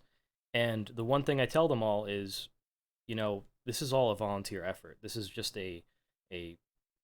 I guess technically it used to be a non-profit in a way, but now we have like a mini store where we sell patches and little knickknacks, whatever, stickers. But aside from that, we're not really making money from anything related to our media output, our memes, our written content and posts or videos. We're really not monetizing from any brands. We're not saying, oh, so and so company has to pay us to tell everybody that their stuff is good. No, if it's shit, it's shit. We're gonna tell everybody it's shit. We don't mind. Hey, hold on, Don. Yeah. Someone asked that they thought that Commander Radio got pulled offline. Yeah, so I'll cover that a little bit. So Commander Radio is still going. Dave at Commander Radio and the other guys at Commander Radio, they're still doing their thing. It's offline for now. The actual radio portion. They're just trying to recoup and get their stuff together, and we work very closely with them, so we want to see them kind of get back to their normal capacity of being able to have their radio back online. But every now and then they do sprinkle some content out. They do have some videos. And did something happen, or? Oh, sorry. Oh yeah, nothing happened in Ness. It just back to the money thing. It's just we're working Okay, we're working basically off of this is just what we like to do. We're not really making this a living off of this per se. So people involved in there'll be a hiatus. There'll be a time when they're busy with real life work or real life issues, can't dedicate all your time towards it. So and same with me. Like this is our first stream in probably a month or two. Commando blog, we try to be consistent, and our writing is relatively consistent. We don't put out maybe an article or two or more a day like the Firearm blog does, but we just like to do it at our own pace, and that's just what we do. Yeah, like more or less, we all come from this little subcultural group where it's mostly. How much have you looked into the whole our little group of weirdos, Clay? Like, have you done like a quick overview of who we are, or like how we are? Just more of like a quick overview, because I have 2 toddlers and I just moved, so my shit has been plaid. I got it. So it's more or less that internet is a fun place. Like-minded people will gather where like-minded people will gather, and it's this weird thing where you have hardcore veterans, current military, gun enthusiasts, wartime enthusiasts, war history enthusiasts. They all kind of congregated in one place, and it causes huge like mishmash of all these mindsets that came together, and everyone kind of clicked, and I only got it like me like I kind of forget like I mentioned I have 3 brain injuries, so I don't really remember a lot of things very clearly. So I can't really remember how me and Don even. I'm not sure how I got the co-host. It's kind of a blur to me. We're all here for a reason. We're all we've somehow get to wherever we are. But my only weird claim to fame is being the guy who draws anime titties that involve like war and rifles. But actually, Clay will enjoy this. I hate telling the story, but I'm sure Clay will actually appreciate this more than probably any. But Clay, I went to court over anime titties. I don't know if you're aware of this or not. Oh, no fucking way. But Don loves the story. But I think you're listening to. I love the story too. But Yeah, sure. People have heard it before. It may change from me remembering things differently, or saying things differently. There's always that little caveat. But Clay, I draw rifles as women. I was thinking, if the rifle was a girl, what would she look like, et cetera, et cetera. And my wife's ex didn't like that. All right. So this guy's been gathering up all these pictures that I've been drawing for years, and he sent me the court over it, right? And he goes, "This man's a pedophile. He draws anime, et cetera, the usual grasping at his pearls, that kind of shit." And I drew most of these girls as very well stacked females, as military men like the women. I'm shocked by that personally, but I know. Yeah, that was an arc of the story I didn't see coming, but but so so I had to go to court and defend myself, saying, "Well, I'm not a pedophile." And my defense was, "But Your Honor, look how fat these anime titties are." And the charges were dropped. Nothing ever happened of it. But the old big titty defense. I remember when Johnny Cochran used that one. Well, I rocked up and I had up my DD 214. I was military police, and I'm like, well, this is a strange little hobby of mine. The judge was like, "What the fuck is going on with this? Why am I here?" But yeah, it's pretty good. And unfortunately, it's a strange mixture where you have these hardcore military guys and all that, and then they're all anime enthusiasts and all that shit. And Commando Blog kind of gives a well, like I said, they don't really Don doesn't mince his words. There's no real like flowery way to things. It's kind of put it out there, blunt to the truth of it all, without any kind of like padding to it. And it's kind of why are you putting that on the screen, Don? God damn it! So is that an anthropomorphized M777? Yeah, however you say it? M777, yeah. M777, nice. Artillery. Thanks. You could have picked anything else, but no, you chose the giant muscle girl that I drew of a fucking howitzer. Thanks for that. God damn it. It's quite a way to end a stream, I gotta say. What? Now Clay's never want to come back on. Well, I want to be on the mailing list. Well, Clay, you're lucky because the last two guys I turned into girls. Ask Don about Don Chan. See how that piece of God.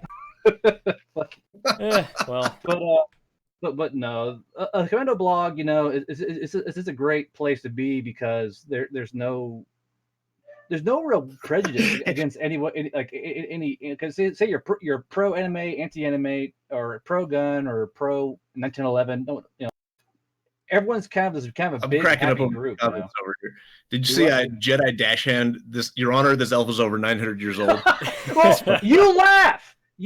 That was brought up like fucking vampire defense. Like, God damn it. It's all true. Fucking nightmare fuel, all of it. But the best thing is that Commando Blog, it's just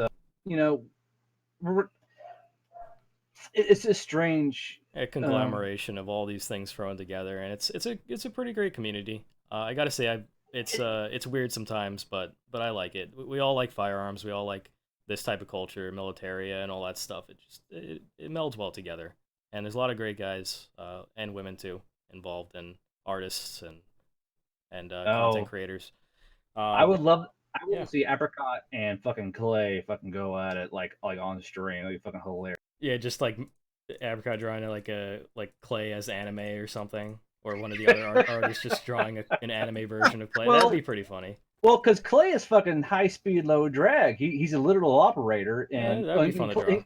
In Clay, there's kind of an idolization of operators with the commando subculture. I'm relative drag low speed in terms of like how high speed, but you're like an actual literal operator, and like you'd be kind of like a celebrity kind of in the subculture, I think, because you're like the real deal. You're like the cream of the crop. You're right up there. It's it's a weird position to be in the gun industry sometimes. But yeah, I mean, it is kind of that way. But the gun industry also, as you guys well know, is also the WWE. You know, it's like who can fucking pull up the top rope with a fucking chair the best. Fucking, you know. Mm-hmm. I'm Marsoc for 3 years at a Cab Scout, or I'm a Ranger with airborne credentials. Yeah. You know, there's always that weird like. I have a goddamn beard, but I've never done anything. Like, and then you go from somehow you end up from Coast Guard to going to Japan to model airsoft guns and having the people going down a fashion runway. Chris Costa. It's a weird world that we inhabit. Yeah. Wait, hold on. Wait, Chris Costa does that? Yeah, it was a thing I was referenced to. Is Chris Costa? The Japanese airsoft community loves Chris Costa, and are you? Wait, hold on, for real? Like this is a thing? Yeah, I can talk about it a different time, but yeah, you can gotta Google watch it. I had no fucking idea. Yeah. What the fuck? It's a real thing, dude. It'll blow your fucking mind. Yeah, it's crazy, and as the internet grows older, there's gonna be more weird stuff that you'll just find out, and people getting involved in whatever. I mean, even like when it just kind of coming back to the anime stuff too, is like for some reason like Chris Vector, like the Chris company, they even like at SHOT Show they had like a mini anime figure modeling the Chris Vector at their booth. Fuck off! They did not. Yeah, they did. Yeah. You can look this stuff up; it's all real. We want to corner the weeb markets. Yeah. Pull up the anime girls. Yeah, for sure. There's a lot of overlap. There's a shitload of overlap. Yeah, there's tons of overlap for all this stuff, pop culture and everything mixing together. You're bound to have it, even with the John Wick stuff and like all these things can tie to the gun community. But yeah, go ahead. We are kind of running low on time though, so I have one last question for sure. Clay. Clay, the 1911. Is it shit or a meme or a good pistol? Oh boy. Fuck, last I gotta question. go. No running. Because I'll tell you right now, I think it's shit. I think it's an archaic fucking piece of fucking. But you, Clay, you got the credentials, bruh. Well, you know, I've actually gotten chewed up by the 1911 guys. I actually went to war with the 1911. That was what I took to invasion of Iraq because I was still our gun in the fucking Marine Corps. Me personally now, definitely. I mean, it could be a good gun, but it's just not my favorite. You know, I'm a plastic gun dude. You heard it here, folks. Clay says it's shit, so it's definitely shit. Get off of that. I'm gonna be fired tomorrow morning. Like you, sir, are out of a job. Oh boy. Half the market. He spoke ill of the Moses Brownie. You know, and it's funny. I actually tried to defend fucking right. One time when I was working for Guns America for about 6 months, it was when Marsoc switched from the Marsoc 1911 to a Glock 19. So I took my Kimber Warrior and I put it in the trash can and I put some coffee grounds. I took a picture of it and I wrote this whole thing about it's about time. And dude, they came out of the fucking woodwork. The people were so fucking dead. Wow. I was like, people were like, I'm like, I didn't really throw my fucking Kimber Warrior. It's I've still got the goddamn thing. But man, people were pissed. Yeah, it was fucking crazy. I mean, people they love that fucking gun. There was invocations of Moses Browning. It was bad. It was fucking bad news. Okay, that's a great note to end off. Yeah, definitely. On that note, though, Clay, is there anything you want to say before we head off? Anything no, else? man. I think we're there, dude. I better go before I get in fucking big trouble with children. Oh yeah, absolutely. I heard a little bit of that. Yeah. So thank you, Clay, for hopping onto the stream and telling us all about yourself and participating in this awesome discussion. I had a great time personally. Being a real fucking operator, man. Yeah. Well, thanks for having me, guys. Dude, I want to do a guest post for the blog. Oh, for sure. Yeah, we'd love to have you. That'd be great. Sweet, man. Let's talk offline after this is over. Definitely.